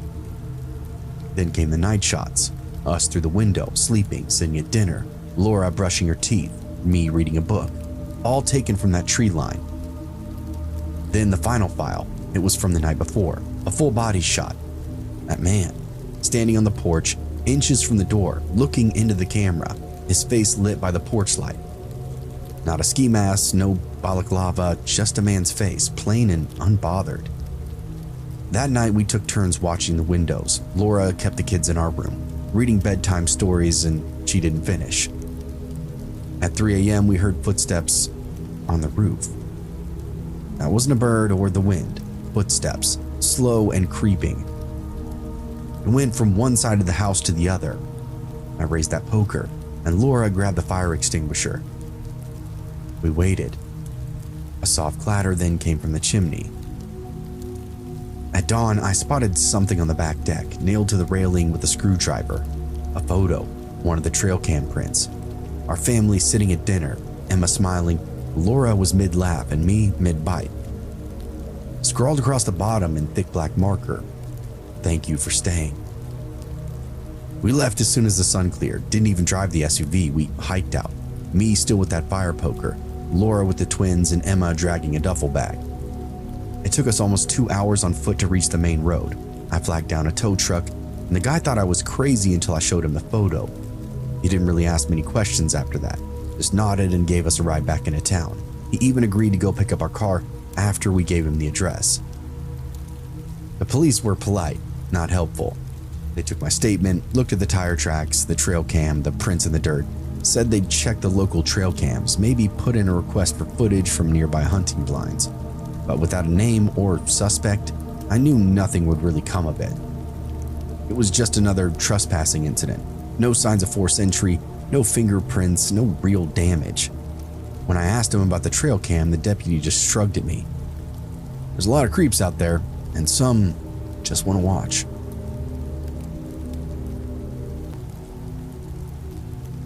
The air currently had that brittleness to it, the kind that you really only get when fall is past its peak and winter's waiting around the corner.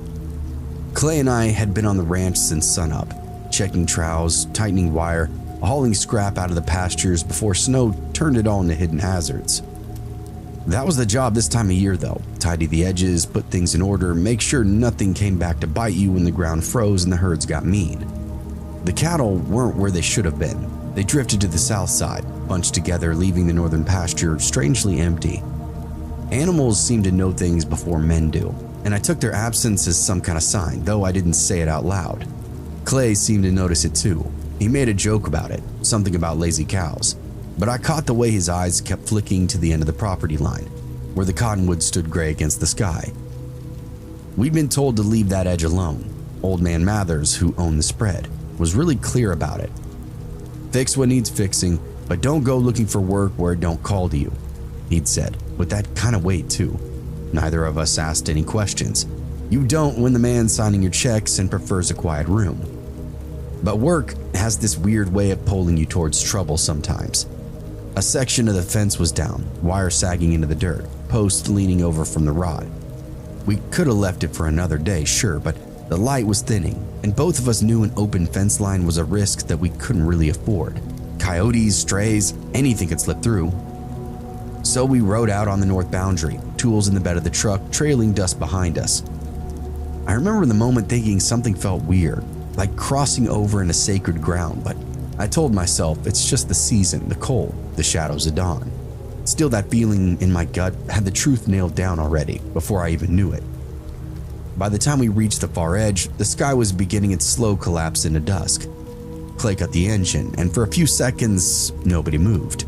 I took stock the way I always do, listening, measuring, noting what stood out. Out here, the silence was loud. No birds, no crickets, no cough of cattle, just wind in the brush. We stepped down and walked the fence line, boots crunching over the frost-hardened weeds. The wire had snapped clean at one post, leaving a gap wide enough for almost anything short of a bull to wander through. Clay muttered about how long it would take to set new posts, and I was only half listening.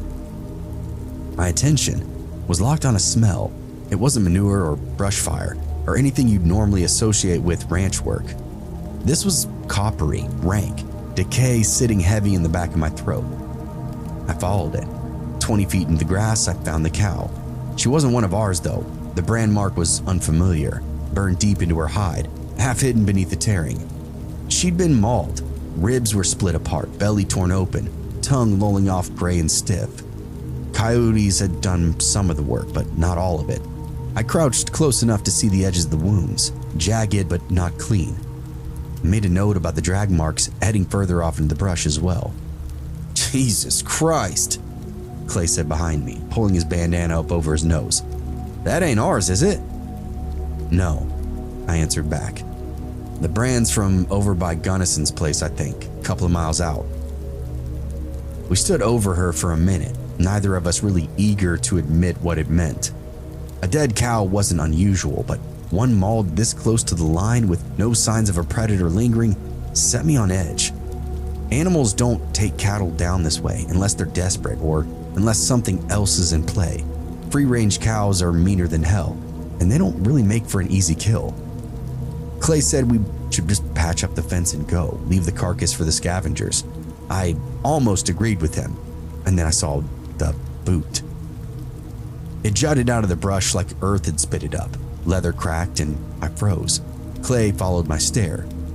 We didn't speak. You don't really when you see something like that. I grabbed hold and pulled up. The ground gave up its secret slowly. First, the leg, stiff and heavy, then the rest. A body, half buried in leaf litter, chewed in places the way the cow had been. The face was gone, stripped down to bone, hands curled tight, frozen in this clawing gesture. He'd fought to the very end.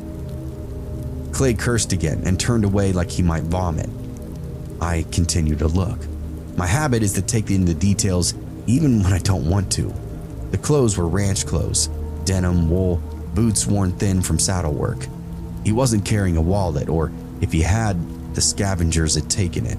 No obvious marks of identification, just another working man, cut down and left where nobody could find him. A sharp sound then broke the moment. I spun, a hand on the knife in my belt. Out from the tree line, a horse stood there, watching us. She was in rough shape, coat dulled, ribs showing, mane tangled up into knots. Still saddled, stirrups hanging loose. The reins were trailing in the dirt. She looked ready to bolt, but too tired to commit to it. Her eyes were rolling white in that low light. Clay breathed out shaky, collecting himself. That's his, right? It has to be, he said, nodding at the corpse, then at the horse. His hand came to rest on the revolver on his waist. I mean, it made sense. A cow strays through a broken fence, a hired hand saddles up to fetch it. Somewhere along the line, everything goes wrong. The cow ends up gutted, the rider ends up dead, the horse wanders until hunger and exhaustion drag her back. That was the story the scene wanted us to believe, and boy, was it believable. We circled slowly, careful to not spook the animal. I kept my hands low, talking softly. Eventually, she let me grab the reins. The leather was cracked and stiff. I checked the saddle for marks, a brand, stamp, tag, but nothing. Whoever owned her had made no mark.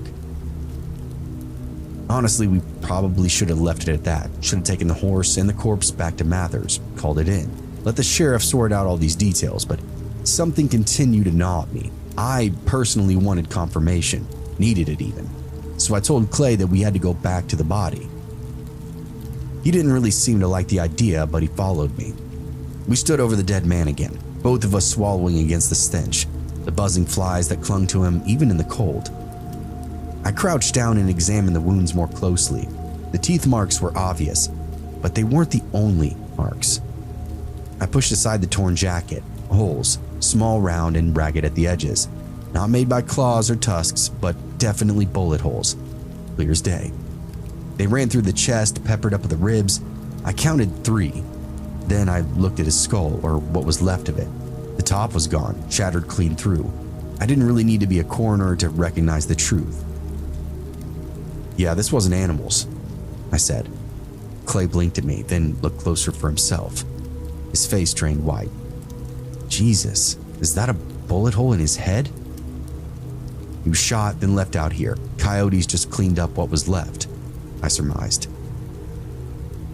We found ourselves standing there in silence once more, the weight of it all choking any more discussion. The questions started stacking up in my head. Who was he? Why would somebody kill him out here, in the scrub at the edge of Mather's land? Why leave the horse saddled, wandering around? Clay was the first to break the silence. "We need to go," he said, and he actually sounded kind of scared. I agreed. This wasn't just a dead hand and a stray cow anymore. This was straight up murder. And murder has a way of spreading, if you know what I mean. We hauled the horse along, neither of us talking now. The fence remained broken, wires sagging, tools untouched from where we dropped them off. The work didn't really matter anymore. What matters was getting back before somebody saw us out here and maybe shot us too. The wind picked up behind us as we walked, carrying with it the rustle of brush, the shifting of shadows. I kept my eyes moving, checking the tree line, the ground, the space behind us. Once you find a body riddled with bullets, you can't help but wonder if the shooter is still nearby, watching his work, waiting to see if somebody can find it. By the time we reached the truck, my nerves were shot. Clay got the horse loaded, as we just happened to have space in the horse trailer, while I continued to scan the horizon. The land around us was quiet and still. We drove back without really speaking, and finally, the ranch house lights came into view, warm and steady, but they didn't feel like safety, not with the knowledge that we now carried. We called it in as soon as we made it back to the house. Mathers didn't ask questions, just dialed the sheriff with that flat tone of his. Clay and I sat on the porch, watching the horse pace circles around the hitching post, thin and restless. Her eyes seemed to roll back every time the wind shifted. She didn't want to be here any more than we did. The deputies arrived just before sundown. They wanted us to lead them back out there, walk them straight to the body, the cow, the fence. So we did. It felt different now, going back. The land had now turned mean in the dark. Every tree bent like it wanted to fall on us. The body was still there, exactly where we left it, but something about him seemed smaller now, almost like he'd sunk deeper into the earth, half swallowed in just a handful of hours. The deputies said very little. They took photos, collected casings, though I never saw them bag anything. One deputy had checked the horse back at the house, running his hands down her legs, checking the teeth. "She's been out here a lot longer than a day," he muttered. "Closer to a week, I'd say." That didn't sit right. A week alone, saddled and trailing reins, and nobody had noticed her until now? We thought we saw everything out there. We gave our statements and left nothing out. Still, when I looked in their faces, I could tell they were already burying it in paperwork. "Some kind of accidental shooting," one said later. "Even though I don't know how you explain to put 3 rounds in a man's chest and then 1 through his skull by accident. Probably some drunks pot shooting in the brush, and this unlucky fellow was standing there, taking a leak or something." The investigation stretched on through November. A few strangers came and went, state men, not locals. They brought clipboards, asked pretty much the same questions, circled around the horse like they held some kind of key. At one point, they shaved her mane down to the skin, looking for marks. Clay swore that he saw a scar under the hair, a brand that had been burned over to erase it. They wouldn't let us close enough to confirm, though. Then there was the matter of the boots. The coroner swore the tread pattern didn't match anything sold locally, not in the country, maybe not in the state. Imported, he said. Military issue or foreign exchange. Some of the details were really weird to me, but what do I know? After I started keeping a notebook, dates, details, odd scraps in the investigators that they clearly ignored, like the .223 shell that we found near the fence post 3 days after they supposedly combed the area, or the way the dead cow's brand didn't line up with any registered inside county records. Close but off, almost like it had been imitated. Clay told me I should burn the notebook, forget it, but I continued to write. By December, the case was cold. The official word was a trespassing drifter, cause unknown. The horse went unclaimed and sold at auction. I still can't shake what I saw. A body shot to pieces, boots that didn't belong, a horse half starved, and a cow that shouldn't have been there at all. It was like some kind of bad airport novel. Occasionally, sometimes when I ride out to that far fence line, I swear the air still carries that same copper tang. The cattle won't even graze there. Clay won't drive past it. I keep my notes, but not holding my breath.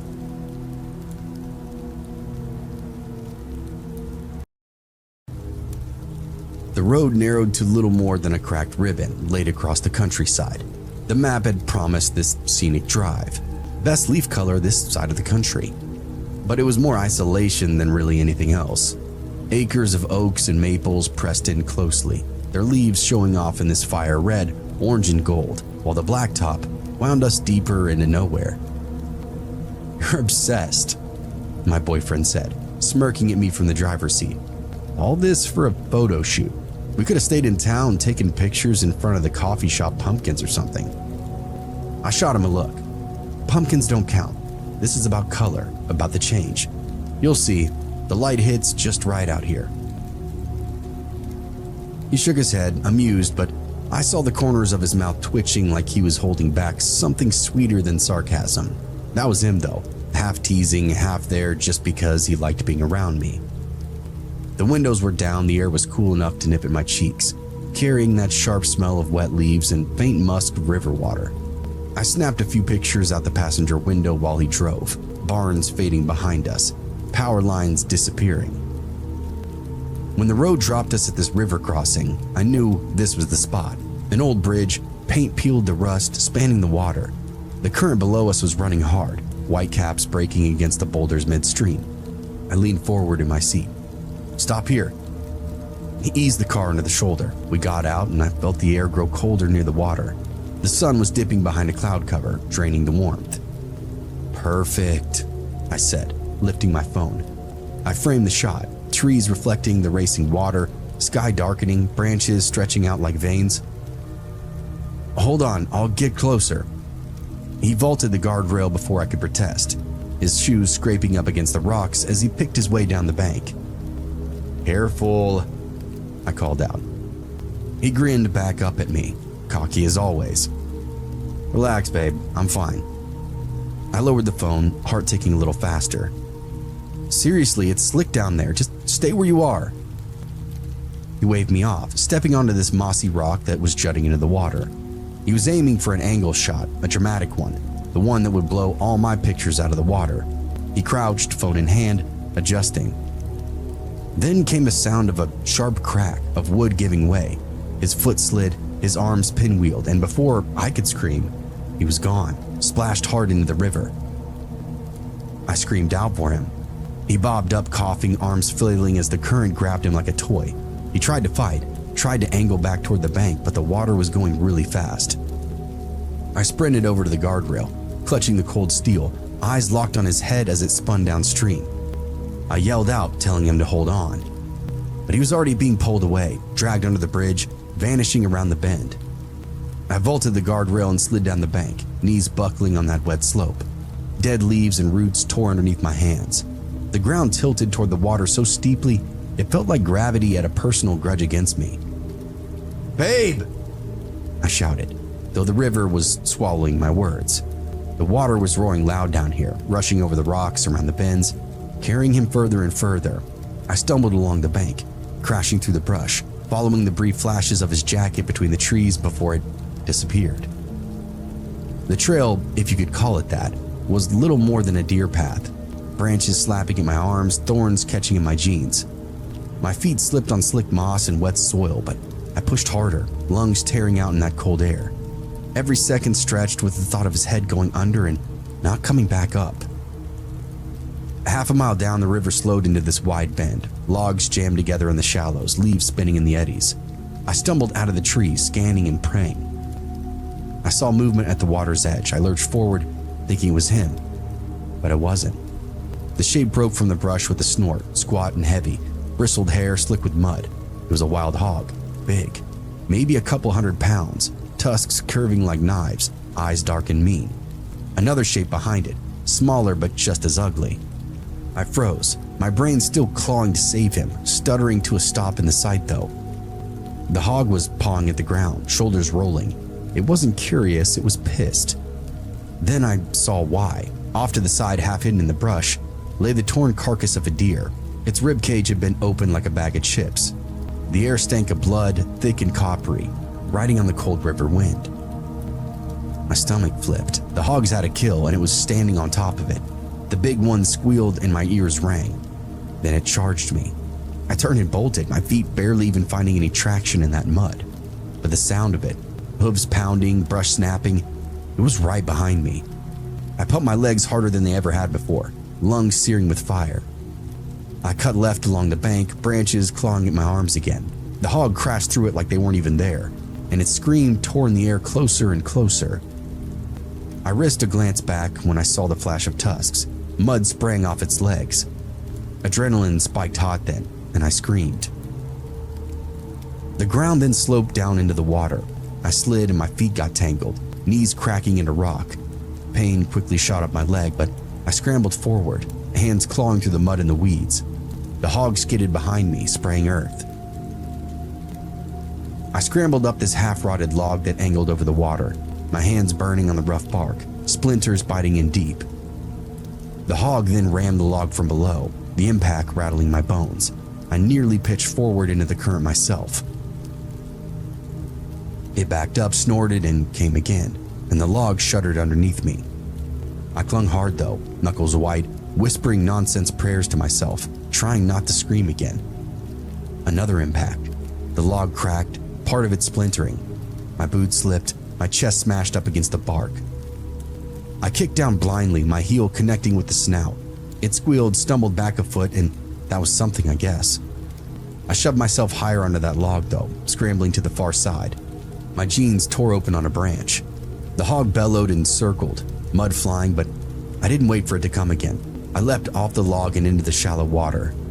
The shock of the cold knifed through me. I splashed forward, stumbling, falling to my knees, scrambling back up, anything to put distance between us. The hog gave chase, crashing into the water behind me.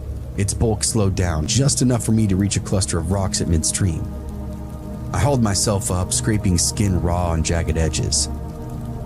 The hog lurked in the shadows, glaring, huffing clouds of steam off into the cold air.